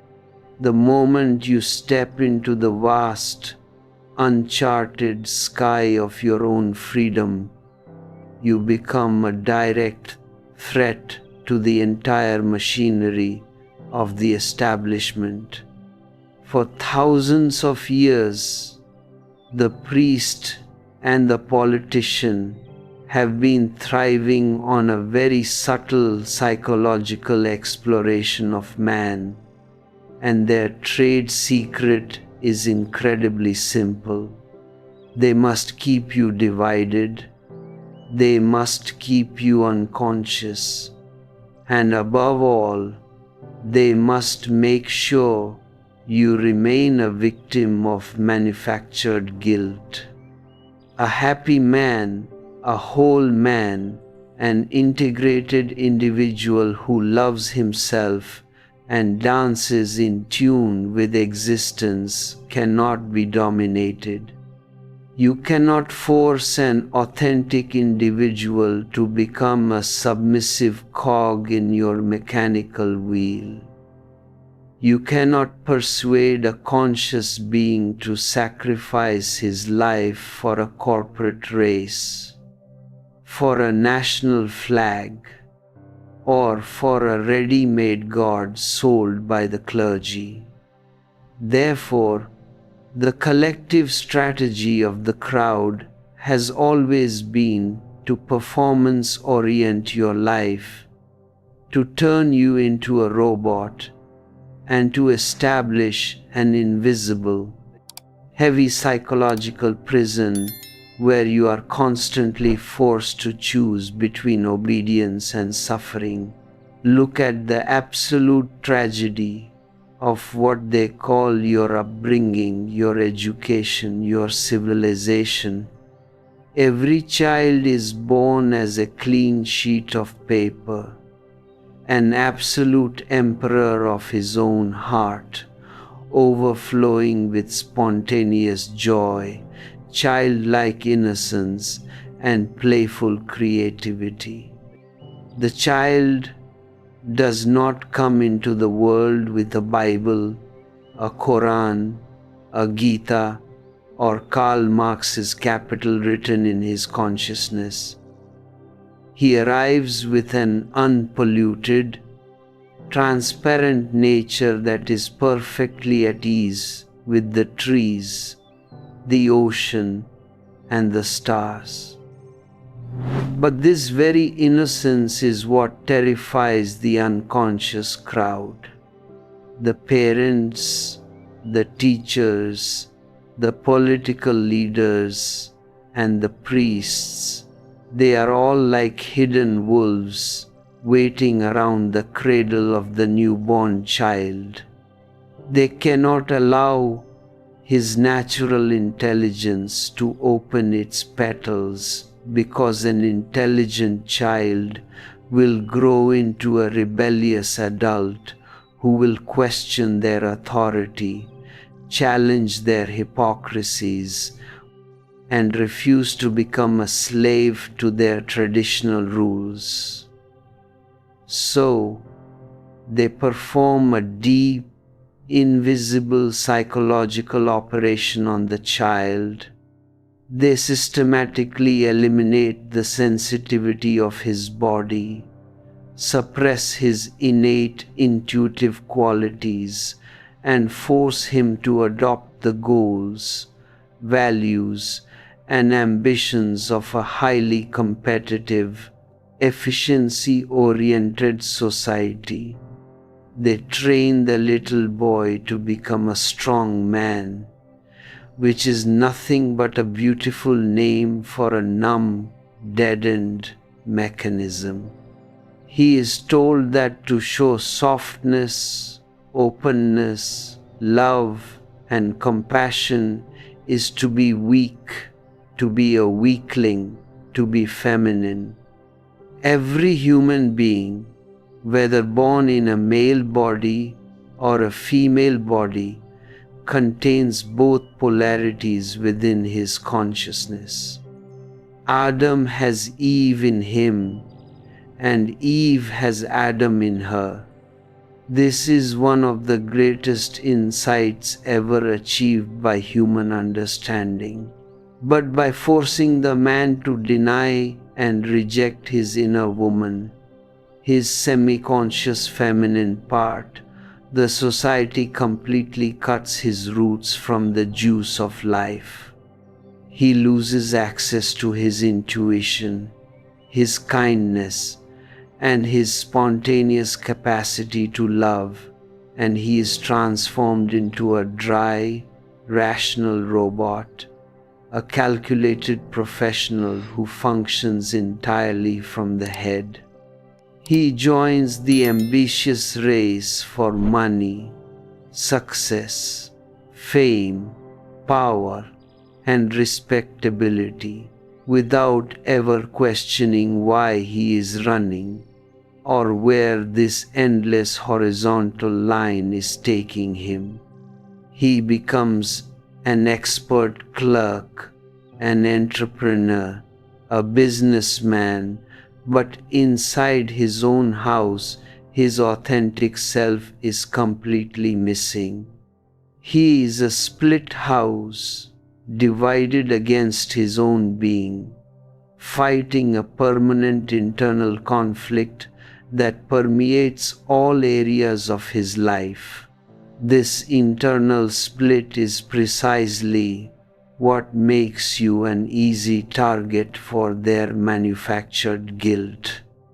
Because you are not being yourself, because you are constantly trying to fulfill the unnatural ideals imposed upon you by others, you are bound to fail.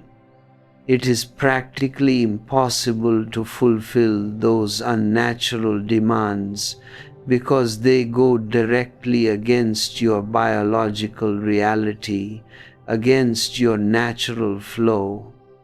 And through that inevitable failure, a deep complex of inferiority and indignity is born in your heart.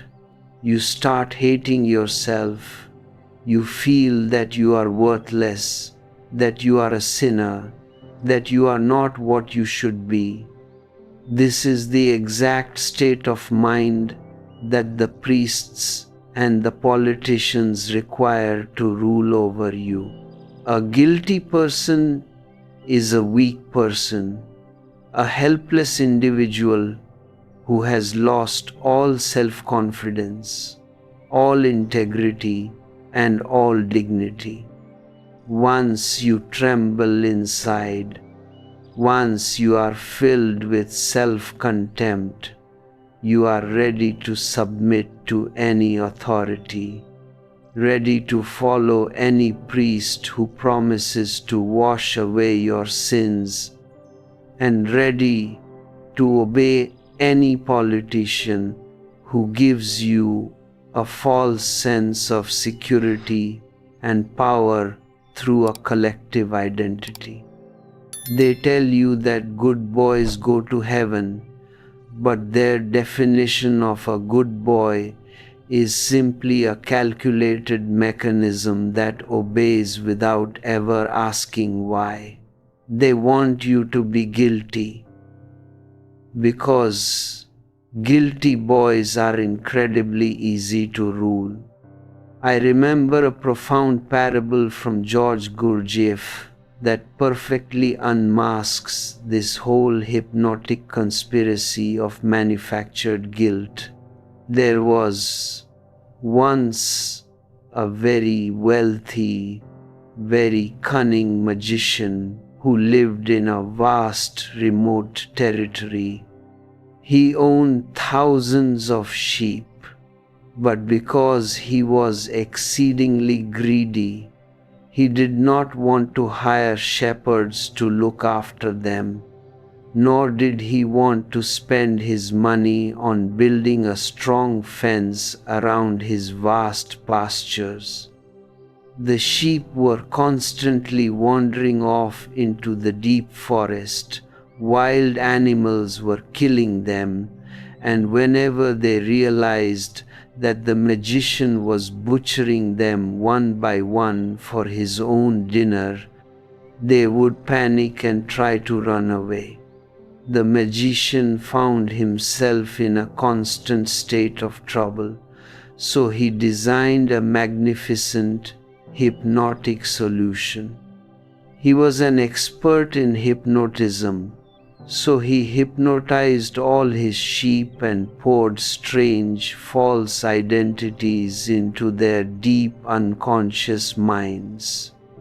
To one sheep he said, "You are not a sheep at all. You are a majestic lion. You have a magnificent mane. You are the king of the jungle, and you have absolutely nothing to fear from me. We are friends." To a second sheep he said, "You are a fierce tiger." To a third he said, "You are an extraordinary human being, a philosopher, a wise man who understands the deep mysteries of life. You should know that those other creatures are just ordinary sheep, and they are bound to be butchered. It is their natural destiny. But you are a man, you are intelligent, and you are completely separate from them." He even told a few sheep that they were magicians themselves, capable of performing great miracles.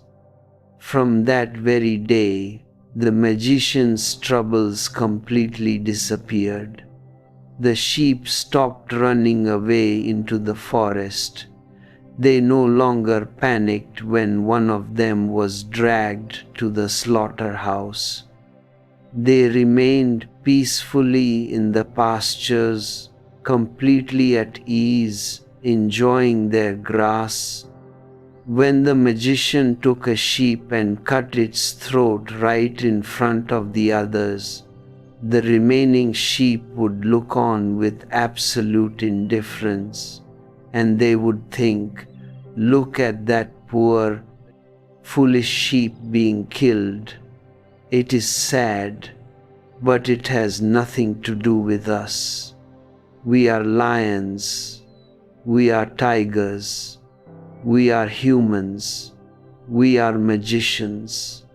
Sheep are meant to be food for the master, but we are his friends." They even disdained the sheep that cried out or tried to resist, thinking that it was just a low-class, uncultured animal that did not know how to behave in front of the master. In this way, the magician maintained absolute control over his thousands of sheep, and he went on butchering them day after day, according to his need, while each sheep waited peacefully for its turn, completely hypnotized by a false identity. This magician is your priest. This magician is your politician. This magician is your traditional society. They have poured false identities into your unconscious mind from the very first day of your life, and they have turned you into a collection of mechanical, predictable reactions. They have told you that you are a Christian, a Hindu, a Muslim, a Democrat, a communist, a respectable citizen, a white man, a black man. They have given you striped uniforms, colored medals, and plastic honors to make you feel special, to make you feel like a lion or a philosopher, while you are simply being exploited, manipulated, and led to the slaughterhouse of their corporate interests and bloody wars.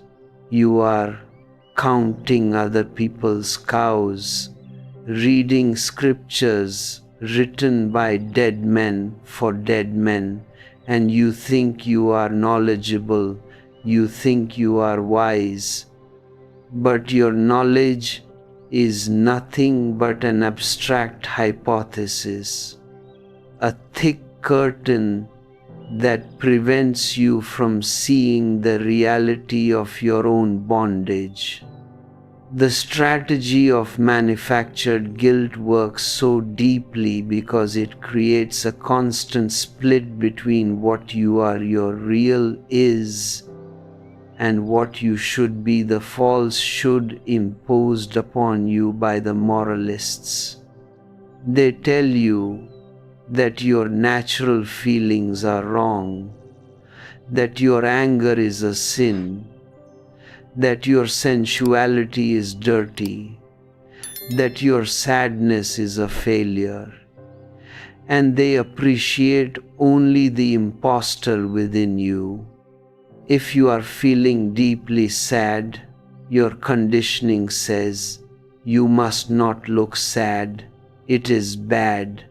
It will destroy your business, your friends will desert you, your patients will feel uncomfortable. Put on a smile, act happy, pretend." So you repress your authentic sadness and print a fake, plastic smile on your face.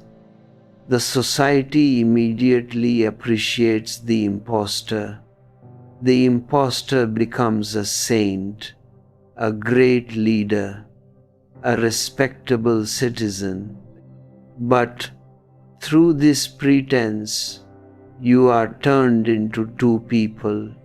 You become schizophrenic, a house completely divided against itself, constantly struggling against your own nature. This ongoing struggle drains your life energy. You are left with no energy to be creative, no energy to dance, no energy to look at the stars with absolute awe. You become a weak, helpless trunk, drifting down the river of life, completely at the mercy of the priests and the politicians who function like parasites, sucking your blood down the centuries. They have created a highly neurotic society where everyone is trying to fulfill an unnatural ideal, and because nobody can fulfill it, everyone lives in absolute despair, in continuous anxiety, in deep self-hatred.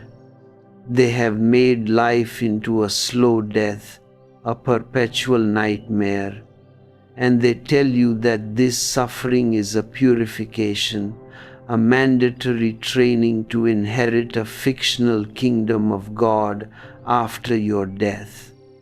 A rebel must see through this absolute stupidity with clear, unpolluted eyes. He must realize that his first and foremost responsibility is not towards any country, any religion, any church, or any traditional family. His first responsibility is solely towards himself. You have to love yourself. You have to respect your own nature. You have to trust your own spontaneity, whatever the cost may be. If you accept yourself moment by moment with joy and deep gratitude, the internal division within your consciousness will disappear instantly. If you are sad, accept the sadness completely. Don't interpret it as a failure. Don't try to cover it up with a fake smile.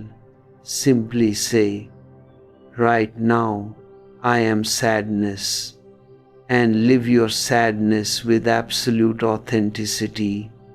You will be surprised by a sudden miracle. The moment the division disappears, the conflict ends, and a profound relaxation settles in your heart. Relaxation brings a grace, a harmony, a silent music that is your original face. This was my exact experience when I was a tourist for only 4 weeks on the ancient island of Crete. The Greek Orthodox Church is the oldest Christian church in the world. The Vatican is a newcomer in comparison. For 2000 years, they have been conditioning every child, teaching them their traditional rules, their ready-made logic, their manufactured moralities. And here comes a man, a single unarmed tourist, who does not even step out of his villa, who does not speak their language, and who is simply sitting in silence with his few sannyasins. But the archbishop of that oldest church went completely mad with fear. He started sending urgent telegrams to the president, to the prime minister, to all the cabinet ministers, threatening that if I was not removed immediately from the country, he would lead a procession, throw dynamite at the house, and burn me alive with all my people. He claimed that my presence for just 4 weeks would completely destroy the morality of the country, its religion, its family structure, its church, and its ancient tradition. It was an extraordinarily hilarious scene. If a single man sitting silently in his room for 4 weeks can destroy a 2,000-year-old religion, morality, and tradition, then that religion, morality, and tradition deserve to be destroyed instantly. It simply means they are false, they are a facade, a plastic tower with no organic roots in reality. Realities cannot be destroyed in 4 weeks. Only pretensions can be shattered so quickly. But the Archbishop was terrified because he knew deep down in his unconscious mind that his whole edifice was based on lies, and truth has a strength, an authority of its own that no lie can ever face. A single ray of light is enough to shatter the darkness of centuries.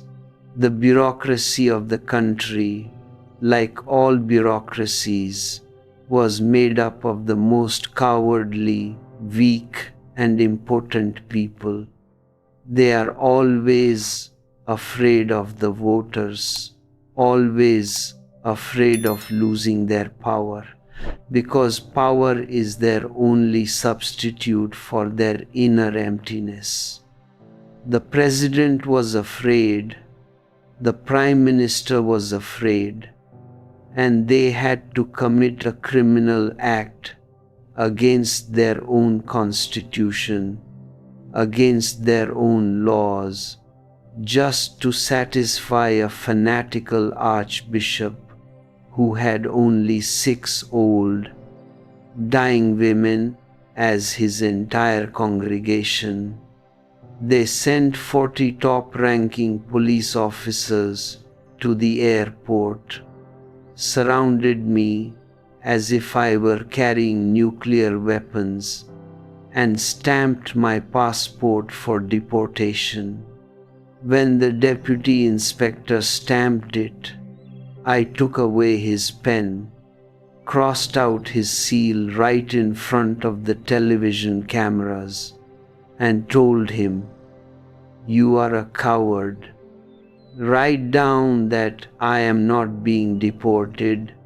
I am leaving your country on my own accord because I don't want to stay even for 2 weeks in a place where the government behaves in such a barbarous, fascist manner. And you have to write it and sign it." He became so nervous, his hands were trembling, and he immediately wrote that the deportation seal was cancelled and that I was simply leaving the country. The politicians and the law enforcement authorities look very ferocious on the outside with their pistols, their uniforms, and their gold medals, but inside them sits a terrified, cowardly child who has never known his own reality.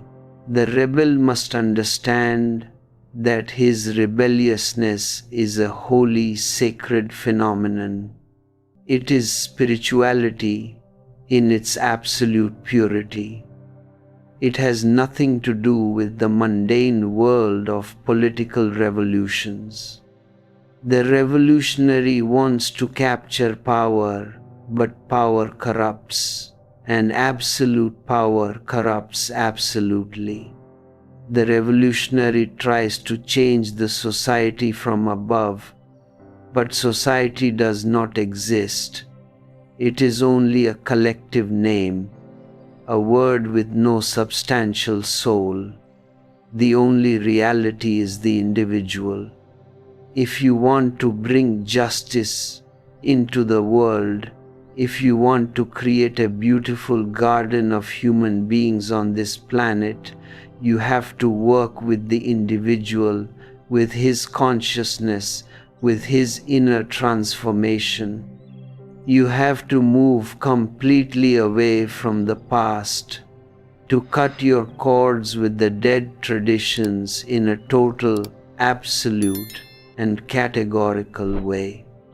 You have to stop being a robot, stop being a machine that simply reacts according to the ready-made programs of your mind. Live a life of response. Live a life of spontaneous awareness. Live a life of intense love and meditation. Do not look for mileage marks. Do not ask for any public paths, because the inner journey is completely individual, completely personal. Each person has to find his own footpath through the dark night of his own soul. But if you have the passion, if you have the intensity, if your longing is a flame in your heart, then the dawn is not far away. The magical door of eternity is right within you, waiting to be opened.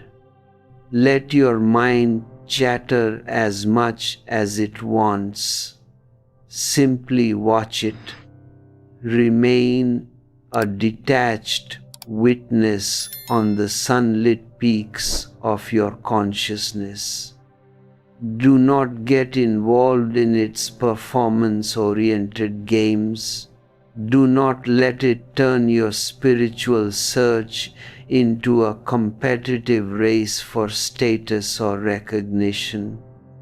Be a nobody, an empty space, an innocent child running after butterflies and collecting shells on the beach.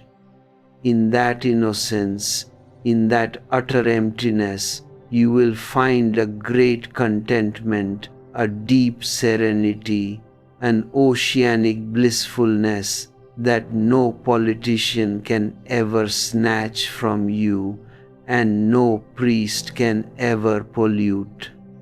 You will become an emperor of your own heart, a magnificent rebel who is whole, integrated, and completely alive. This organic unity of your inner space, where the mind has been left far behind in the valleys, and the heart has dissolved into a deeper, wordless reality, is the only place where true freedom can breathe. People are constantly asking how to keep this silent center alive while moving through the noise of the world, not understanding that the moment you try to maintain it, you are already back in the domain of the performative mind. The mind always wants to manage everything. It wants to create a technique even for your relaxation. It says, look, you are feeling so peaceful right now. You must find a way to preserve this peace for tomorrow. You must make a calendar, a routine, a strategy. But the moment you start strategizing, you have dropped the present reality and entered into a calculated projection of the future. The river of life does not require any calculation. It does not need your road maps or your navigation systems. It flows naturally on its own accord, and if you can simply float with it without any effort to swim against the current or accelerate its speed, it will inevitably carry you to the ultimate ocean of existence. The difficulty lies in your deep-seated conditioning, which has trained you to believe that unless you are struggling, unless you are fighting for something, your life is utterly worthless. From the very beginning, your parents, your teachers, and your priests have poured into your unconscious mind the poison of ambition. They told you that you must become someone special, that you must leave a mark on history, that you must achieve wealth, power, and respectability. They turned you into a competitive machine, a professional runner in a race that has no end. And because you agreed to join this mad race, you have lost your capacity for spontaneous joy, your childlike innocence, and your natural intelligence. You are constantly living for a tomorrow that never comes, sacrificing the immediate reality of the present moment for a fictional promise that the society has printed in your head. You have become an impostor, an actor playing a role that has been dictated by others, and you are deeply terrified of dropping the mask because you think that without the mask you will have no identity. You will fall into a terrifying non-being. But I tell you, your mask is your only misery, and your personality is your only prison. That which can be taken away from you by the society is not your true reality at all. It is merely a tattered cloth given to you by the crowd to hide your original face. If you look at your life with absolute sincerity, you will see that you are carrying a massive mountain of borrowed knowledge, traditional rules, and ready-made moralities that have nothing to do with your own experiential truth. You call yourself a Christian, a Hindu, a Muslim, or a communist without ever realizing that these are the names of your prisons, not your skies of freedom.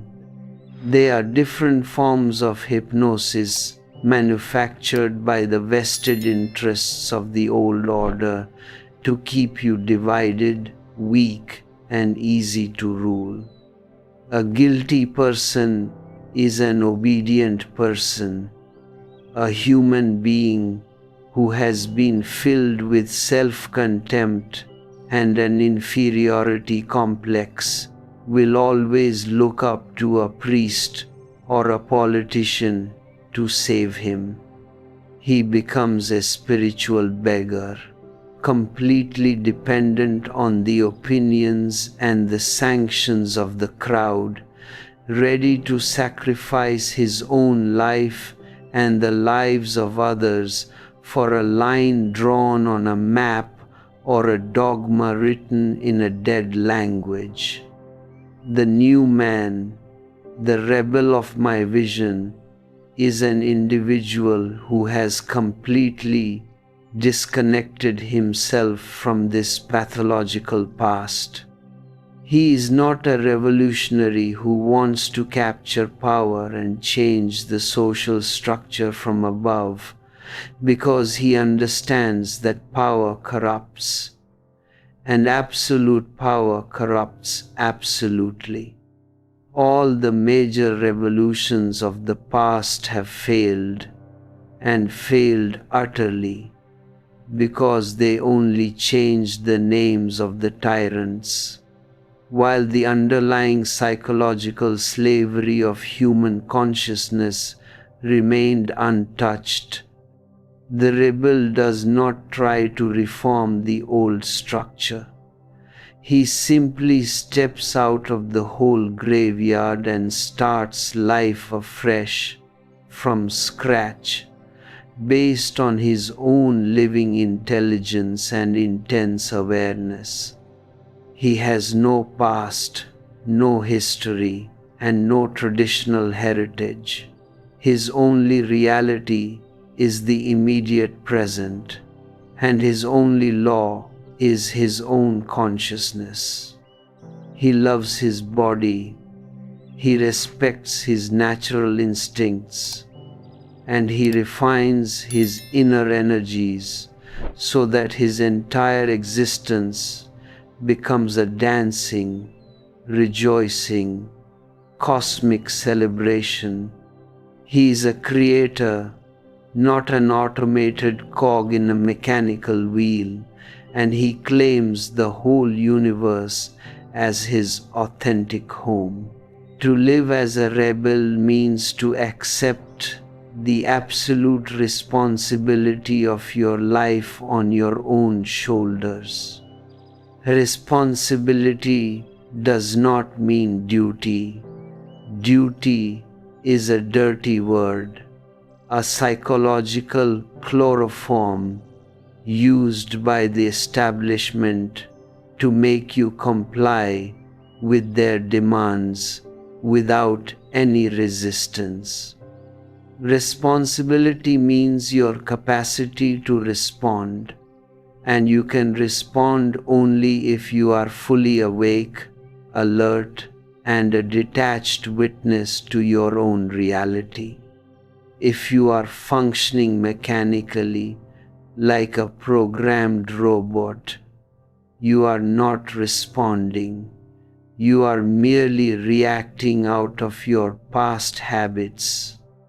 The wife says a certain word, and immediately, like a machine, the husband explodes with anger. There is no consciousness in it, no spontaneity, just an old, repetitive tape playing over and over again inside the brain. A rebel disrupts this mechanical loop by bringing full awareness into his small everyday actions. When he walks with absolute presence. When he breathes, he watches the breath going in and coming out. When he is challenged by a situation, he does not repeat his old historical reactions, but responds with a fresh, clear, and unclouded intelligence. This de-automatization of your behavior is the core core of meditation. It is not an abstract philosophy to be discussed in university libraries.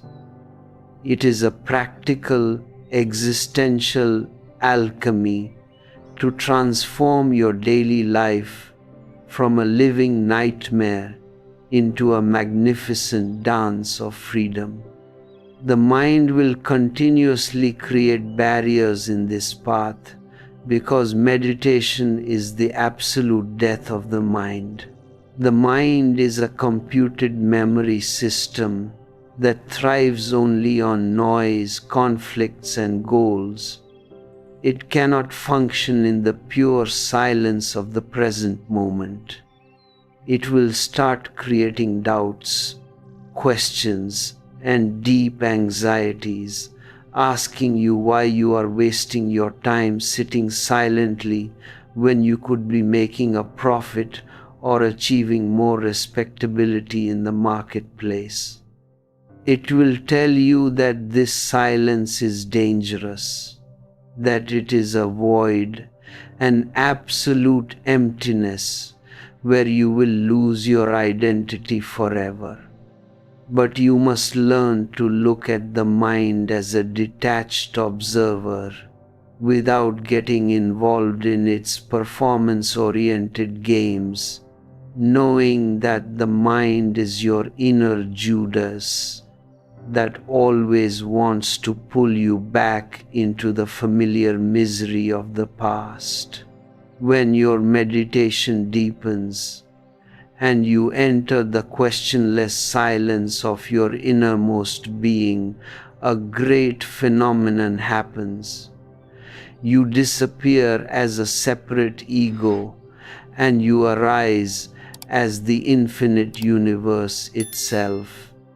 It is exactly like a tiny dewdrop that has been hanging on a beautiful lotus leaf for the whole night, trembling with fear at the sight of the vast ocean right underneath the leaf. The dewdrop knows that the moment it slips from the leaf, its identity, its name, and its separate form will be lost forever. It clings to the leaf with all its power, out of pure fear of its own total dissolution.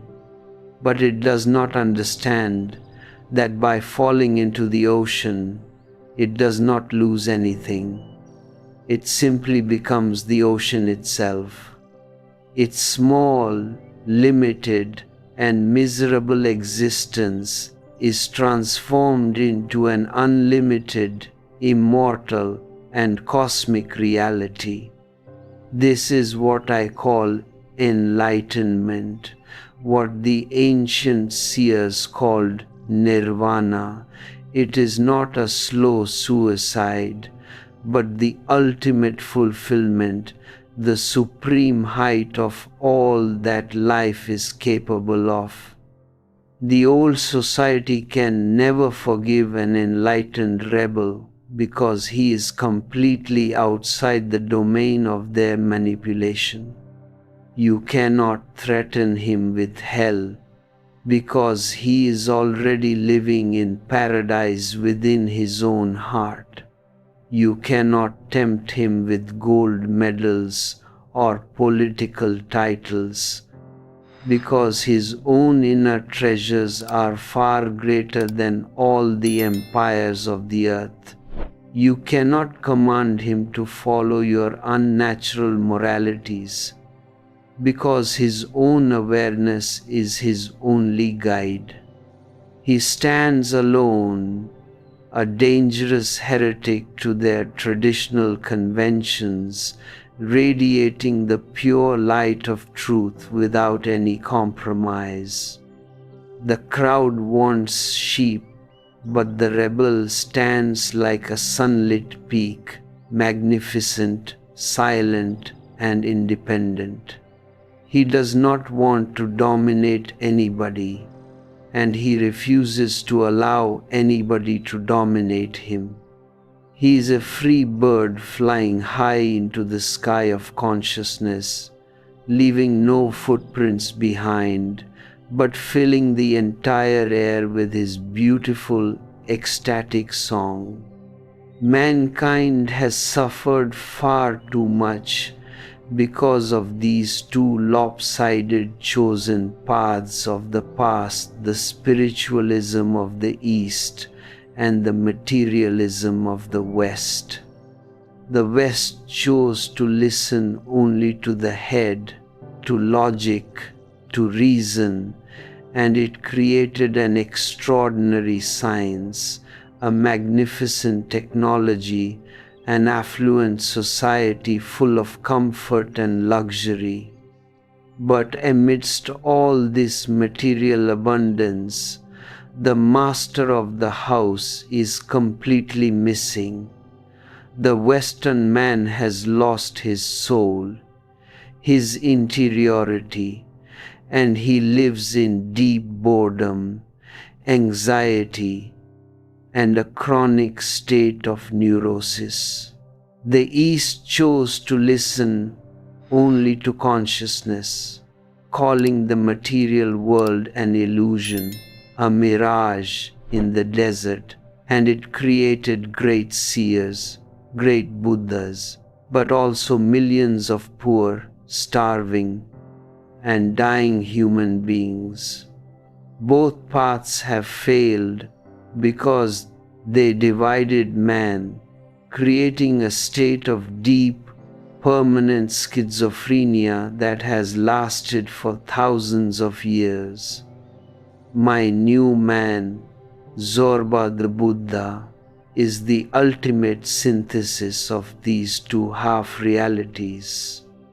He is a magnificent declaration that there is no conflict between matter and consciousness, that body and soul are together, inseparable aspects of one single existential energy. The new man will be rich on both sides.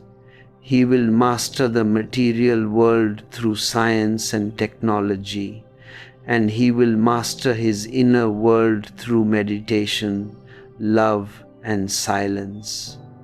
He will not renounce the earth to gain a fictional heaven, and he will not deny the sky to enjoy the earthly pleasures. He will claim the whole existence as his home, sending his roots deep into the earth like a tree, and spreading his wings high into the cloudless sky like a bird. In his balance is his health, in his harmony is his joy, and in his integration is the birth of a totally new kind of humanity. This is the great golden alternative that the rebel presents to the world. It does not require any belief systems, any holy scriptures, or any mediators.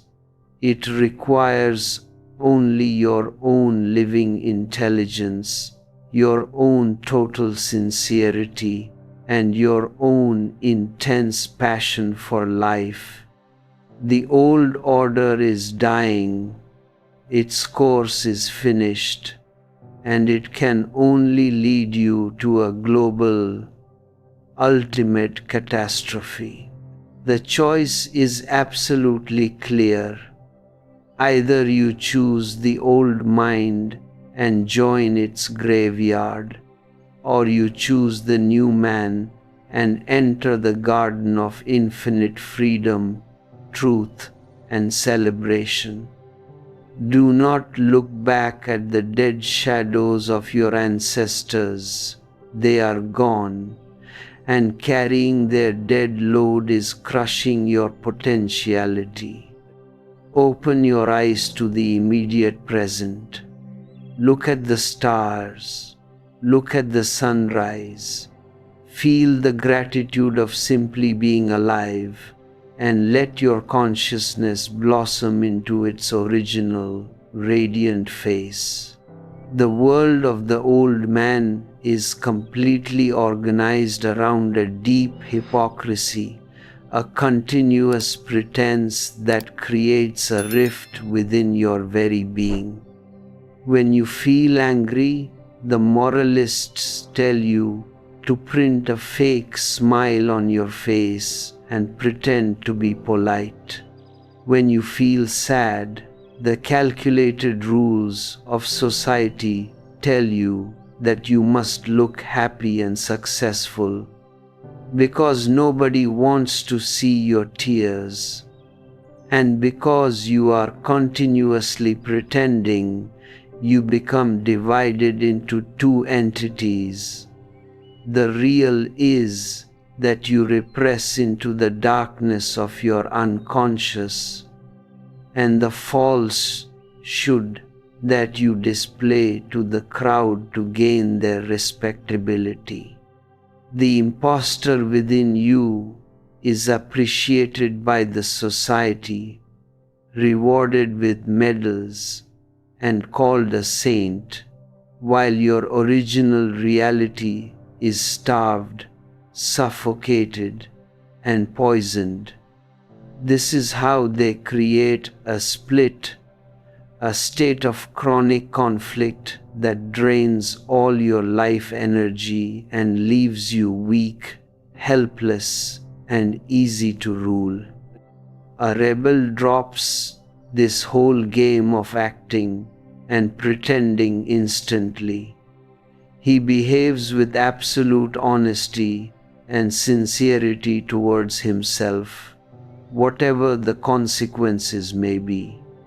If he is sad, he accepts his sadness completely, without any interpretation of failure, and he lives it with absolute authenticity.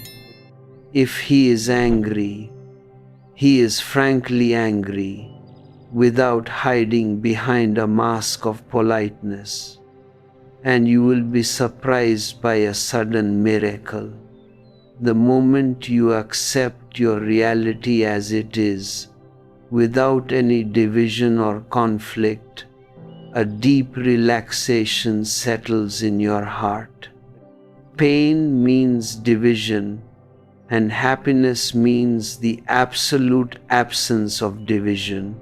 In that relaxed state, the two selves, the ideal me and the real me, merge into one organic whole, and a profound harmony is heard within your being. It is the music of self-knowledge, the ultimate liberation that opens the doors of the divine. This was the great authority and strength of Socrates when he was punished by the mediocrity of the Athenian court. They could not answer a single argument proposed by his immense flights of intelligence, because a society that lives on lies and illusions can never face the pure light of truth. They decided to give him poison, thinking that by killing the individual, they could kill the truth. But Socrates was completely responsible for his own life and for his own death. He refused their alternatives of silence or escape, saying that he would continue to speak the truth to his very last breath. Even on the brink of death, there was an extraordinary splendor on his face, a deep inquiry in his eyes, because he was eager to know what it means not to be, having lived totally and known what it means to be. He did not blame the poor, blind people who decided his death. He took the whole responsibility on his own shoulders, dying as a free individual, integrated and satisfied. This is the dignity, this is the integrity that a human being should have. But the old humanity has been trained to dump all its responsibilities onto someone else's shoulders, onto God, onto fate, onto the society, or onto a snake that seduced Eve millions of years ago in the Garden of Eden. This dodging of responsibility is completely destructive to your individuality. It turns you into a helpless beggar who is always looking for a savior to save him. Man cannot save man. You have to learn to swim by yourself, on your own accord. Dodging responsibility means losing your freedom, becoming a slave at the mercy of others. The moment you accept that whatever you are solely and entirely responsible for it, a great force arises within your being.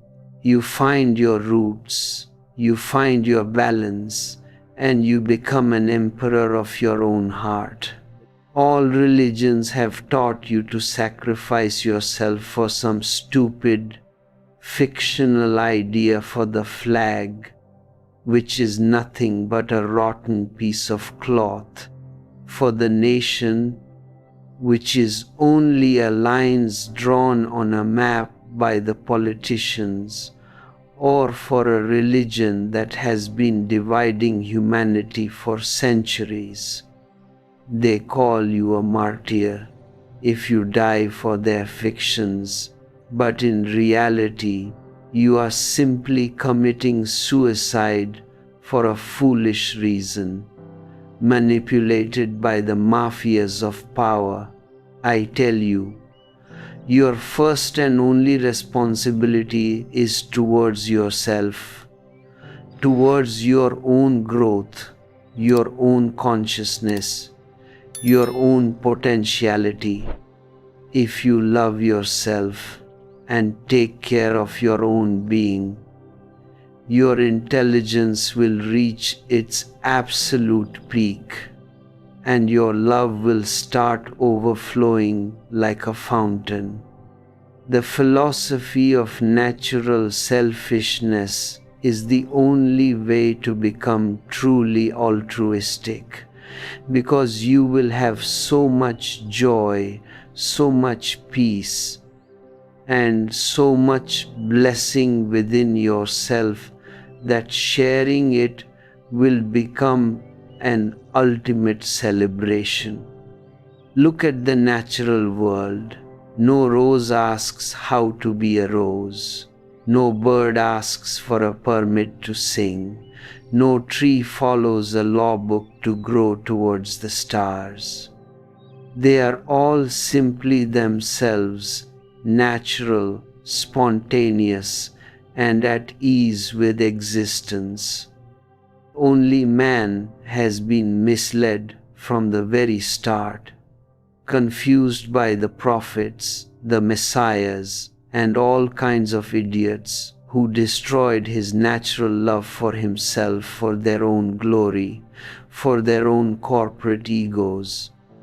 They have put humanity into a bottomless pot, cutting its roots constantly so that it remains a crowd of spiritual dwarfs, easily exploited, easily manipulated. I strive to bring you back to your own sources, to help you discover your original face, so that all your discontent, all your anxiety, and all your heavy darkness can disappear suddenly like a flash of lightning. When you are alone, relaxed, and silent in your room, don't feel lonely. Feel the great beauty of your aloneness. Loneliness means you are missing the other. Aloneness means you have found yourself. It is the art of being ecstatic with your own being, without any need for external distractions. The performative mind always wants to keep you busy, running after things in the marketplace, because the moment you are empty and silent, it faces its own total non-existence.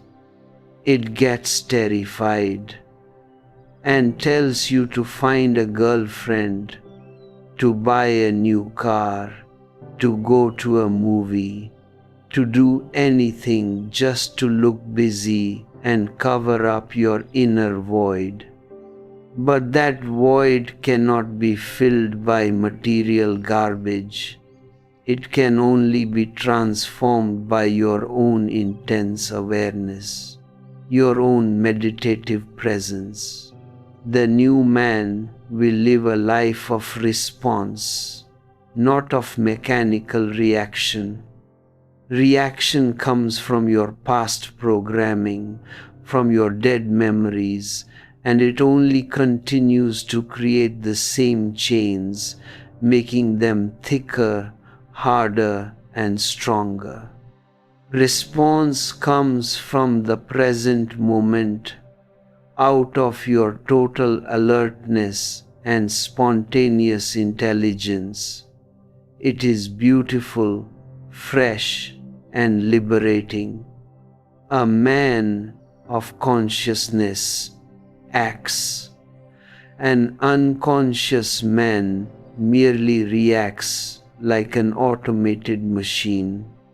If you can change your daily actions from mechanical reactions to conscious responses, your whole life will undergo a radical transformation. You will feel a great harmony, a tremendous music arising from the deepest core of your being, and you will know that you are part of an eternal, immortal existence that knows no death, no boundaries, and no limitations. This planet has become a vast cemetery because people are living only the bare minimum, just for the sake of survival, or to be absolutely honest, they are simply vegetating, waiting in a long queue for their graves. No flower blooms in their lives, no festival takes place in their hearts. Their entire existence is a heavy, dark, and monotonous suffering. And their priests go on praising this suffering, telling them that the more they suffer here, the more they will be rewarded in the other world. I tell you, this is the greatest lie we have tolerated. God is not there, in some faraway sky. God is here, hidden in the immediate reality of the present moment. The immediate is the supreme, the inherent is the transcendent. If you cannot find the divine in a blooming rose, in a silent sunset, in a starry night, or in the deep silence of your own heart, you will never find it anywhere else. My path is not of renunciation, but of deep satisfaction, of total celebration. I don't teach you to fast, but to feast. I don't teach you to live in nightmares, but to make your life a beautiful, ecstatic festival. Celebration is the highest possible development of consciousness, a quality that only human beings are capable of. All other animals can play, can have fun, but only an intelligent, conscious man can transform his life into an absolute celebration. I call you all to come out of your graves, to drop your heavy masks, to let go of your manufactured guilt, and to join the magnificent dance of existence. The doors are open, always here and now, where life and death continuously meet. Choose life, choose freedom, choose your own unique individuality, and let your being become a radiant beacon of light for the whole world. Stand on your own 2 feet and let whatever happens happen. You are an individual, independent, and well-centered within yourself. Your roots go deep into the inside of your being, from where the juice called love comes to the surface and blooms into thousands of roses. When 2 such individuals find each other, there is a great joy, a beautiful communion of free spirits, without any dependency, without any boundaries, and without any plastic promises for tomorrow. They relate for love, not out of a need for security. They share their riches out of abundance, not out of poverty.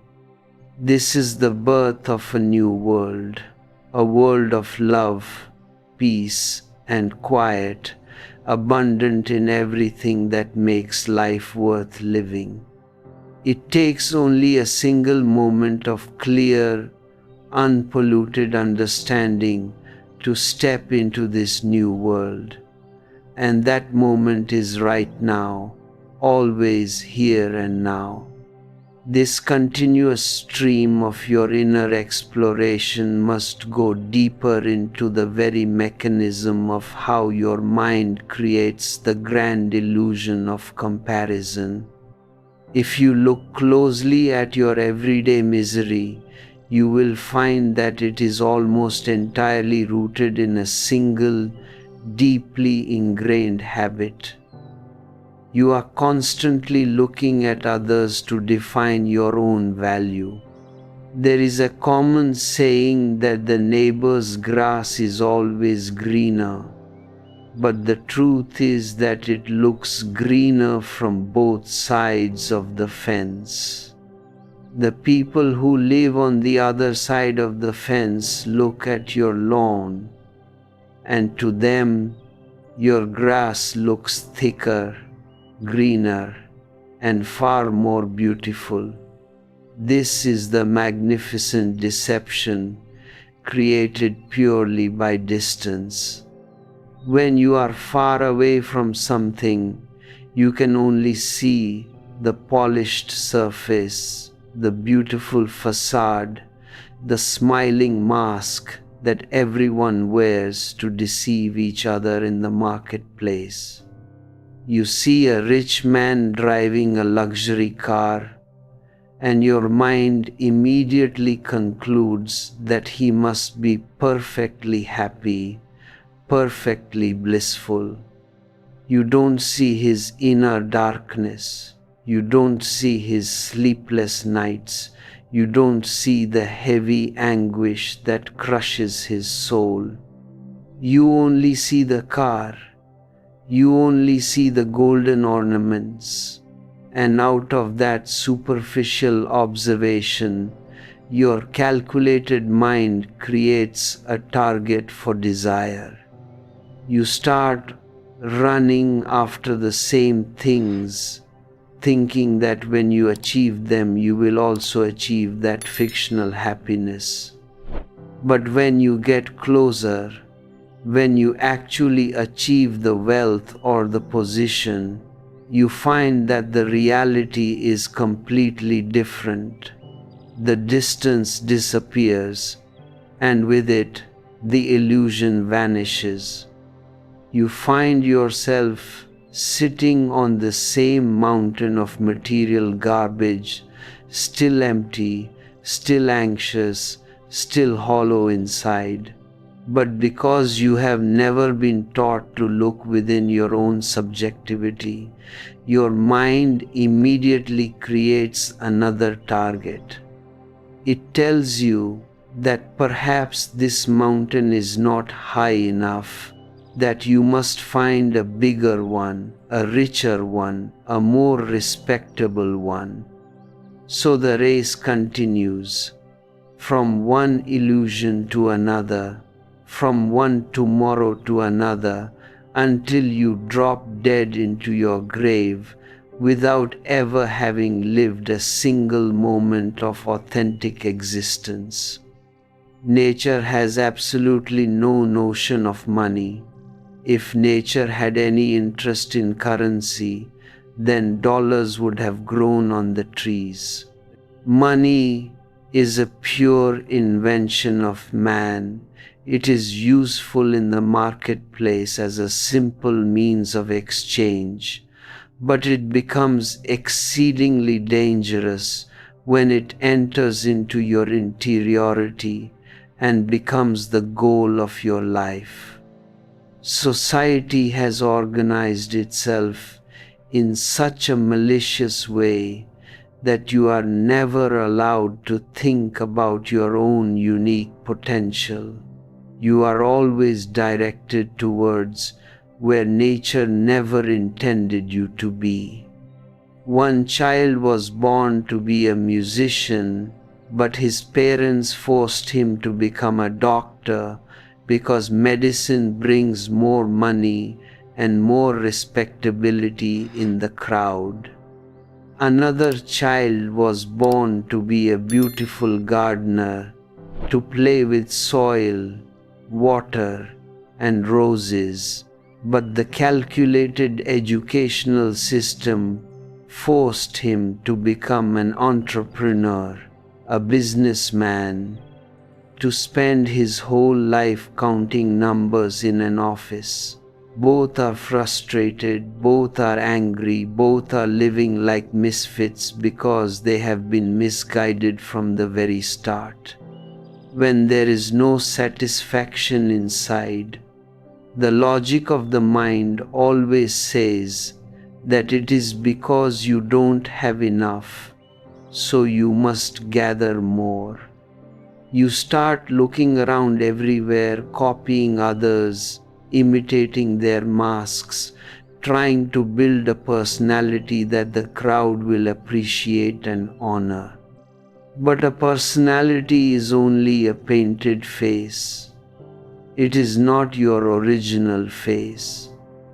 It is a patchwork of societies, prejudices, and expectations.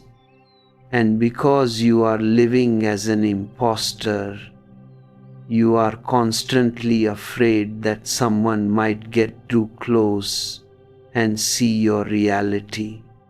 Even friends, even lovers keep a certain distance between each other because to allow someone too close is dangerous.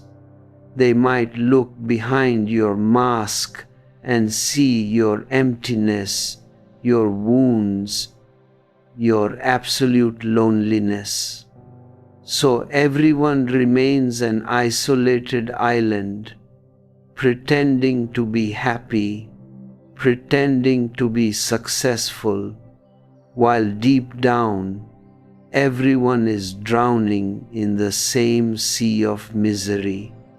A rebel must drop this whole game of comparison instantly.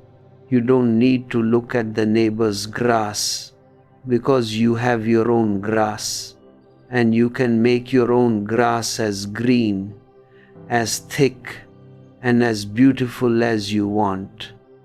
You have to become rooted in your own unique potential, whatever it may be, without asking for any directions, without asking for any guidance or validation from the crowd.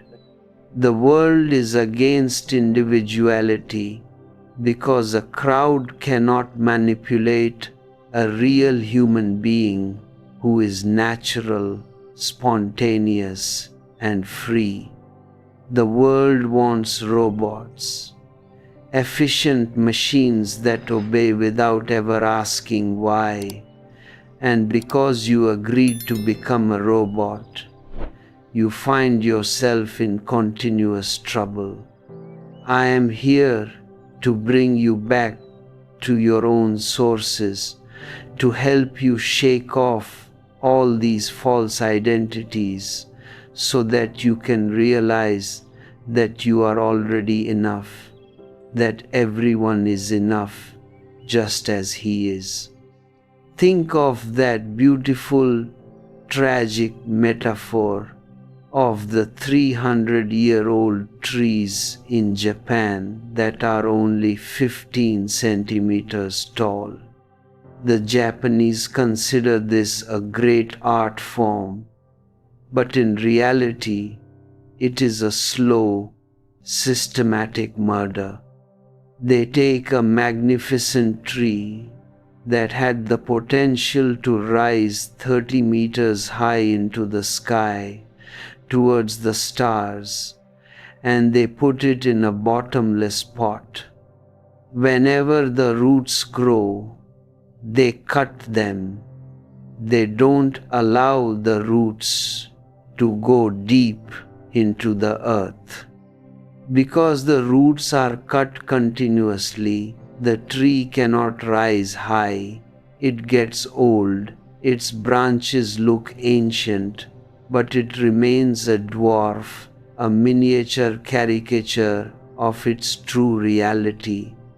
This is exactly the same strategy that all religions, all educational systems, and all political mafias have used against humanity. They have put your consciousness into a bottomless pot of rules, dogmas, and moralities, and they cut your roots of self-love from the very beginning. Every child is born with an immense, unconditional love for himself. It is a basic biological need for human growth. But the society immediately destroys this natural love because they know that if a child grows up loving himself, he will remain independent. He will remain a rebel. He will not love your ready-made gods. He will not love your politicians. He will not sacrifice his life for your abstract, empty ideas like the nation or the flag. So they divert his love. They condition him to believe that loving himself is a sin, that it is selfish, and that he must direct his love towards an external object, towards his parents, towards the state, towards Jesus Christ, towards the Pope. This diversion makes you immensely poor, a spiritual beggar. The moment your love depends on an external object, you become secondary in your own eyes. You become dependent on the object. You were born an emperor, absolutely satisfied with your own natural self, but they turn you into a beggar who is constantly looking for validation, looking for appreciation, looking for love from others. And because everyone around you has been reduced to the same state of beggary, you create a very crazy, neurotic society where everyone is begging for love from someone else who is also empty, who has nothing to give. That is why lovers are constantly fighting, teasing, and offending each other. They are both empty beggars trying to extract something from each other that neither of them possesses. A child who is allowed to grow up with absolute love for himself will become so full of love, so overloaded with love, that sharing it will become an organic necessity for him. He will not be a beggar. He will be a giver. And the giver is never dependent on anybody. He remains independent, well-centered, and well-grounded in his own being. His roots go deep into the interior of his own soul, from where the juices of life come to the surface and bloom, opening thousands of roses. When two such emperors, two masters of their own hearts, meet each other, there is a tremendous joy, a magnificent celebration of life with no dependency, no boundaries, and no psychological cages. But this kind of human being has not been possible up to now because of your prophets, your messiahs, your incarnations of God. and all other types of institutionalized idiots who completely crushed man for their own glory, for their own corporate egos. The strategy of manufactured guilt is the most subtle, poisonous weapon they have used to keep you in this state of spiritual bankruptcy. They have condemned everything that is natural to you. They have condemned your body. They have condemned your sexuality. They have condemned your anger. They have condemned your joy. They tell you that you were born in original sin, that your very existence is a punishment, and that the only way to reach a fictional paradise after death is to live a life of self-torture, asceticism, and forced celibacy. They want you to hate yourself, because when you hate yourself, you lose all integrity, all self-confidence. You become a helpless, rootless trunk thrown into the river of life, and then the priests and the politicians can do anything they want with you. They can send you to kill innocent people in the name of democracy or in the name of God, and you will obey blindly because you have lost your own inner voice, your own original intelligence. Look at the absolute absurdity of the religious past. The so-called celibate saints and monks have contributed absolutely nothing to human wisdom, to human intelligence, to art, to music, to science, or to the dance. They have been a heavy, dark burden on this beautiful earth, living like parasites, sucking the blood of the working masses. And what is the ultimate result of their forced celibacy? The only thing they have contributed to humanity is AIDS, which is a very natural consequence of going against human biology, against human hormones, against the autonomous program of the body. The body does not know whether you are a Christian monk or a celibate saint. It continues to produce sperm according to its own biological rhythm, and when the sperm accumulates, it needs to be released. It is in a hurry to see the world, but the priest sits on it, represses it, turns it into a deep, stinking wound in his unconscious mind, and out of that perversion, all kinds of sexual madness are born. A rebel must listen to his own body, trust his own instincts, and follow his own spontaneous intelligence. Repression is a slow poisoning, a gradual suicide forced upon you by the moralists. Expression is life, repression is death. This is the central message of Tantra. Do not live a repressed life, otherwise you will never really live. Live a life of natural expression, creativity, and joy.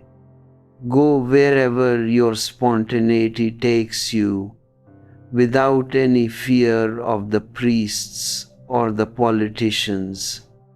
If you follow your nature with absolute sincerity, one day you are bound to reach the gates of the divine, because nature and the divine are not separate. Nature is the visible face of the divine, and the divine is the hidden interiority of nature. Look at the mechanical behavior that permeates your entire society. The mind of the average man works exactly like a parrot. It is a computed program that simply reacts to external stimuli according to its past conditioning. You are not responding to reality, you are merely repeating old, mechanical reactions. Reaction comes from the past, from your dead memories and accumulated habits. Response comes from the present moment, out of your total alertness, consciousness, and witnessing energy. A man who reacts is a machine, a robot. Only a man who responds with full awareness can be called truly human, a free individual. George Gurdjieff used to create extraordinary, bizarre situations for his disciples precisely to break this mechanical parroting of the mind. If a man was a strict vegetarian, Gurdjieff would order him to eat meat. If a man had never touched alcohol in his life, Gurdjieff would command him to drink as much as he could. And if a man was a chronic drinker, Gurdjieff would force him to stop completely for a month. He wanted to create a situation so completely new, so unexpected to the mind, that the old mechanical programs would fail instantly. When the old programs fail, the mind is shocked, it gets confused, and it simply stops working. And in that sudden non-functioning of the mind, a profound silence arises. For the first time, the individual becomes aware of his own being, separate from his mechanical habits. This is the exact purpose of Zen masters when they beat their disciples with a staff or do something absolutely absurd in response to a philosophical question. The disciple comes with an expectation, with a logical mind, wanting a theoretical explanation, but the master suddenly hits him hard on his head. It is so shocking, so unexpected, that for a single moment, the chattering of his mind stops completely. The logical loop is broken, and in that silent gap, something from the beyond enters into his consciousness. Sometimes a person becomes instantly enlightened just because the master did something that shattered his expectations completely. I am not here to fulfill your expectations. If I satisfy your expectations, I will only be reinforcing your old conditioning, your old mechanical mind, and I will never be able to transform you. I am here to destroy all your expectations, to provoke shocks in your mind, so that your biocomputer stops working and you can enter into a new, silent space. When I criticize your political leaders, your traditional Mahatmas, or your holy scriptures, I am not interested in those poor fellows or those dead books. I am hitting the politician and the priest that exists inside you, the ambition and the superstition that rule your own unconscious mind. Those who react according to their old conditioning miss my teaching completely, but those who remain in silence, allowing the shock to shatter their masks, enter into a magnificent, fresh dimension of awareness. You must understand the real difference between normal sex and tantric sex, because this will give you a clear insight into how energy can be transformed from a mechanical reaction into a meditative response. The ordinary sex act is basically a relief. It is a physical discharge, very similar to having a good sneeze. The energy grows towards a peak of excitement, reaches a point where it becomes involuntary, and then it is thrown out of the body. You drop the load, you feel relieved, relaxed, and then you go to sleep. Ordinary sexual orgasm is used by modern man as a natural tranquilizer because his mind is so oppressed by tensions and anxieties that he cannot sleep without it. It is a destructive process as far as energy is concerned. You are simply winning and losing, recovering and throwing away the energy in a continuous obsessive circle. Tantric sex is diametrically opposite and completely different. It is not for relief, it is not to throw the energy away. It is a deep, relaxed meditation done by two opposing forces, the male and the female poles of existence. In Tantra, you use the initial excitement only to enter into the act, but once the embrace is established, both the lovers become completely silent, inactive, and integrated. No movement is required. They relax into each other's energy fields, and whenever they feel that the erection or the excitement is decreasing, they make a slight movement to revive the energy, and then they relax again. This deep, loving embrace can be prolonged for hours together without any ejaculation, without any loss of energy. Ordinary sexual orgasm is a peak experience. It reaches the highest point of excitement and then you fall down, feeling a sudden drop, a sensation of depression. Tantric orgasm is a valley experience. It does not go towards the peak of tension, but sinks into the deepest valley of relaxation. Two relaxed beings meet each other at the absolute center of their bioenergy, and they revitalize each other.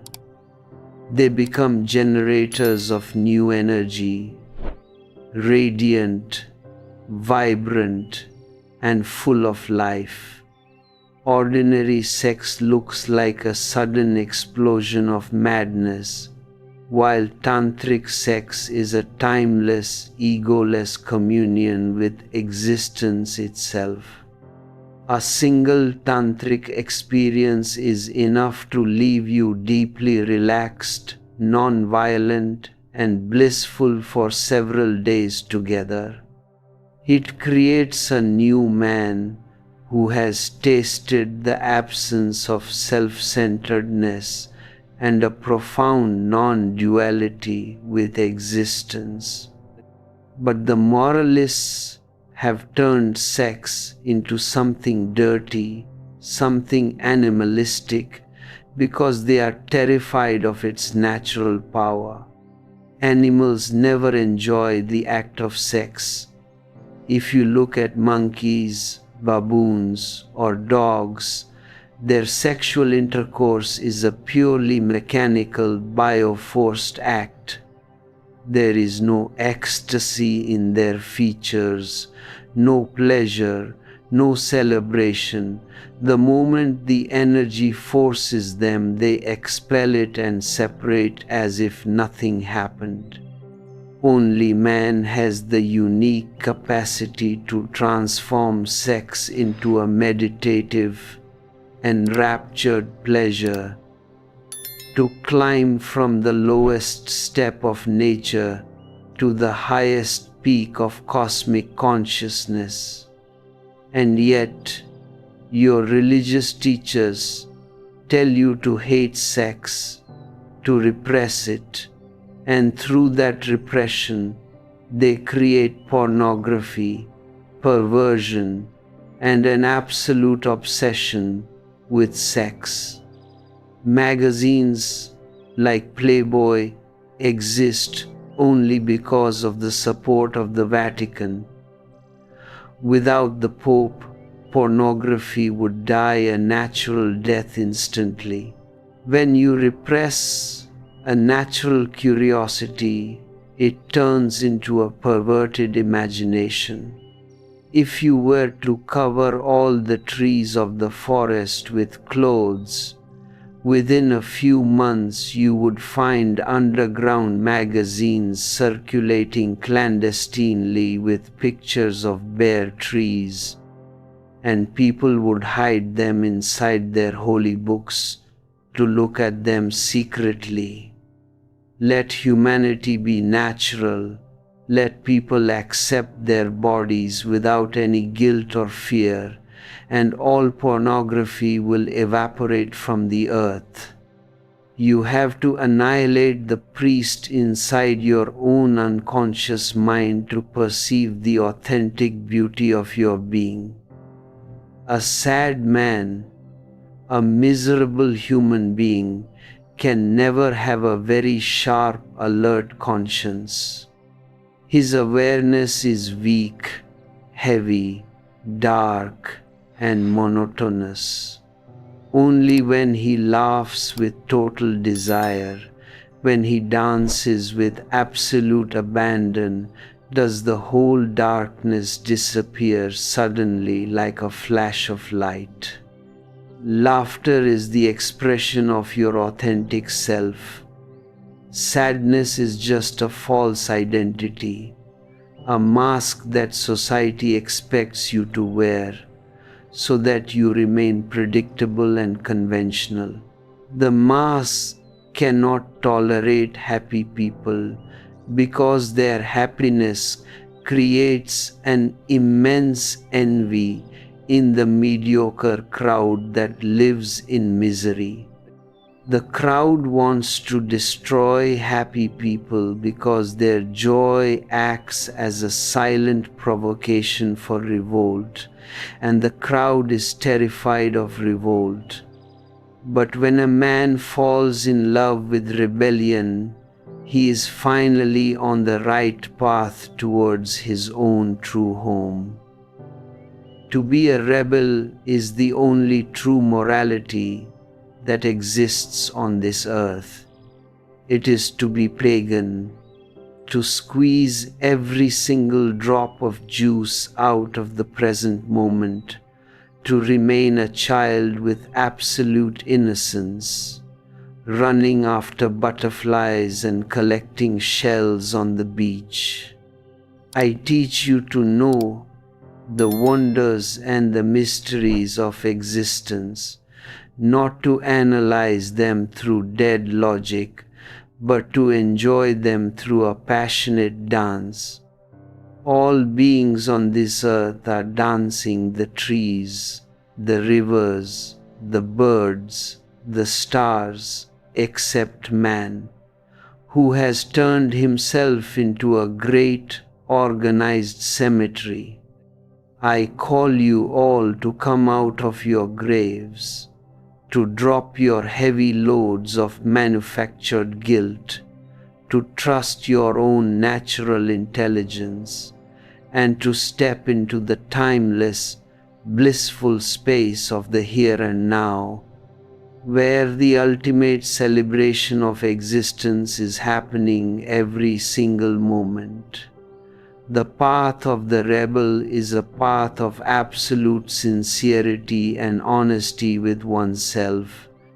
It means refusing to buy any ready-made definitions of who you should be, and discovering your original face through your own meditation. It means being ready to risk everything for the unknown, putting your whole life into the game without reserving anything for the next moment. When you live with such totality, with such intensity, you receive a great blessing from existence. Even if you become a beggar in the eyes of the marketplace, your inner being will be far more worthy, far more dignified than that of any emperor. Do not waste your time behind the spiritual toys of lights and colors. Focus your whole energy on bringing about a radical psychological change within yourself. Less anger, more love, less cruelty, more compassion, less mechanical reaction, and a total, spontaneous response to the beautiful reality of life. This immediacy of the vertical line, this absolute presence in the here and now, is the exact point where all the illusions of the past lose their grip over you. The mind cannot exist in the immediate present. It requires the medium of time, the spacing of yesterday and tomorrow, to build its intricate structures of worry, anxiety, and calculation. When you are fully here, fully awake to the breath that is entering your body right now, you are no longer a part of the mechanical crowd. You have stepped out of the historical trap. The crowd lives entirely in an unlived state, always preparing for something else, always calculating the profit of the next moment, while the precious treasure of life slips through their hands like dry sand. They are growing old, but they are not growing up. Growing old is a purely biological, mechanical process. Any animal can grow old. Any tree can grow old. Any robot can grow old. All that is required is the passage of time. But growing up is a totally different dimension. It belongs to the awakening of your consciousness, to the blossoming of your hidden potentiality. Growing up means becoming more silent, more integrated, more independent, and absolutely rooted in your own internal truth. Look at the collective crime that has been committed against your consciousness by all the standard traditions of mankind. They have turned you into an automated machine that only knows how to react according to a pre-programmed tape. You are never allowed to respond to reality as it is, because your mind is constantly filtering everything through the thick curtain of borrowed knowledge, traditional rules, and ready-made moralities. If you feel a sudden surge of joy, the moralists tell you to repress it, to look serious, to look respectable, because a joyous person is unpredictable, a joyous person is dangerous to the status quo. They have created a massive machinery of manufactured guilt to keep you weak, helpless, and completely dependent on their institutions. They tell you that you are a sinner from your very birth, that you are unworthy, that your natural instincts are dirty and must be crushed through self-torture and forced celibacy. And because you have accepted this self-contempt, you live in continuous despair, always looking up to a priest or a politician to save you from your own nature. I am here to tell you that this whole system is an absolute lie, a deep psychological conspiracy to reduce humanity to a flock of submissive sheep. You are not a sinner, and you don't need any ready-made gods or fictional saviors to rescue you from existence. The ultimate truth is not hidden in some faraway sky, nor is it written in dead holy scriptures that have been translated and distorted by thousands of primitive scholars. The divine is hidden right within your immediate reality, in your own interiority, in the silent witness that sits behind all your thoughts and feelings. To find this center, you don't need to renounce the world. You don't need to escape to a cave in the Himalayas, and you don't need to follow any mechanical rituals. Escaping from the world is the way of a coward, not a rebel. The true rebel remains in the marketplace but is no longer of it. He lives in the crowd but preserves his absolute individuality, his original face, without any choice or compromise. If you feel this silence opening up within your heart, if you recognize that this hidden energy is calling you back to your true home, I invite you to join our growing caravan of free spirits by hitting the subscribe button and liking this video. Share these silent insights with those who are still struggling in the dark tunnels of manufactured guilt, so that they too can find the courage to step out of their psychological prisons.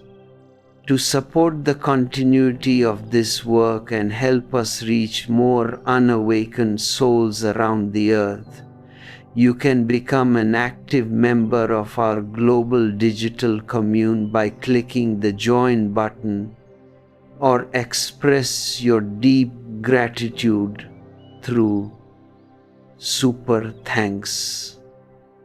Every contribution helps to keep this flame alive in a world that is heavily darkened by the shadows of the past. The old society will never welcome a man who has found his own internal center of awareness, because such an individual is completely outside the domain of their manipulation. You cannot force him to join their bloody wars. You cannot tempt him with their gold medals or plastic honors, and you cannot make him feel guilty about his natural pleasures. He stands alone like a sunlit peak, a magnificent heretic who radiates the pure authority of truth without any compromise. The politicians and the priests look very ferocious on the outside with their weapons, their uniforms, their grand temples, and their legal systems. But inside them sits a terrified, cowardly child who has never known his own reality. They live in absolute fear of an intelligent, conscious human being because his very presence exposes their impotence, their hypocrisy, and their spiritual bankruptcy. A rebel must drop the whole game of comparison and competition instantly. Competition is a deep disease, an arrogance of the ego that has been injected into your bloodstream by a sick educational system. They tell you from your childhood that you must come first, that you must defeat others, that you must become a celebrity, without ever letting you realize that everyone is unique and comparison is an absolute stupidity. The rebel does not care about your horse race for success and status. His search for truth, his meditation, his love, and his creativity are simply his own private love affair with existence, done for the sheer joy of it as an end in itself. He is content to be a nobody, a silent witness to the magnificent mystery of life, allowing his unique potentiality to blossom naturally, without any external sanctions or validation. This natural integration of your being is what I call the birth of Zorba the Buddha. It is the complete synthesis of matter and consciousness, the total meeting point between the earthly pleasures of the body and the sunlit peaks of the soul. The old humanity has lived in absolute poverty because it divided man, creating a state of chronic, permanent schizophrenia that has lasted for thousands of years. The West chose only logic, reason, and intellect, and it created an extraordinary science, a magnificent technology, but a completely hollow human being who lives in deep boredom, anxiety, and a total loss of meaning. The East chose only consciousness, calling the material world an illusion, and it created beautiful mystics, but also millions of poor, starving, and dying human beings. Both lines have failed because they were lopsided, unintegrated, and choosing only one half of reality. The new man, the rebel, claims the whole existence as his authentic home. He will be rich on both sides.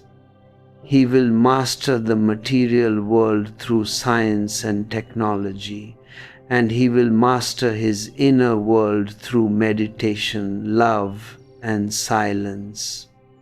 He will not choose between the body and the spirit, because he knows that they are both inseparable aspects of one single cosmic energy field. Matter is simply dense consciousness, and consciousness is simply purified matter. When you are balanced, when your roots go deep into the earth like a tree and your wings fly high into the sky like a bird, you enter a state of supreme health, wholeness, and joy. Your life becomes a beautiful orchestra where Nothing is repressed, nothing is forced, but everything is brought into a living, organic harmony. To move from the mechanical reactions of the mind to the spontaneous responses of your being is the entire art of meditation. The mind is merely a computed biocomputer, a collection of dead information and past habits that has no intelligence of its own. It can only record and repeat. It can never look at life fresh and new. A rebel does not allow this machine to rule over his existence. He uses it only as an external utility in the marketplace. But when he enters his inner temple, he sets the mind aside completely. He steps into a state of total let-go, a deep, silent witnessing energy where there are no words, no thoughts, and no separate ego to create any conflict. In that deep silence, all your questions simply dissolve. They evaporate on their own accord because you have reached the very source of understanding. You don't receive a logical answer from a priest or a textbook. You receive an experiential realization that you are one with the infinite, eternal cosmos. This questionless clarity is the only true response to the mystery of life. It brings an unconditional trust, an unreasonable compassion, and a deep, overflowing love for everything that is alive. You are no longer a separate, isolated island fighting against the whole. You are the whole itself, dancing in tune with the clouds, the ocean, the wind, and the stars. This is the golden alternative that I am placing before you. It is a call for a total, individual revolution from below, a radical rebelliousness that does not require any political organization, any national boundaries, or any religious dogmas. The days of the old man are completely over. His traditional values, his hypocritical moralities, and his destructive ambitions have brought humanity to the very edge of global annihilation. The only way to save this beautiful planet and the magnificent life it contains is the birth of the new man, the rebel who has the immense courage to drop all his masks, explode his separate ego, and live his reality with absolute sincerity and intense passion. Stand on your own 2 feet, trust your own unique intelligence, and let your consciousness blossom into its original, radiant face. You can access our ebook, The Hidden Energy Protocol, Reclaim Your God Mode, from the descriptions below.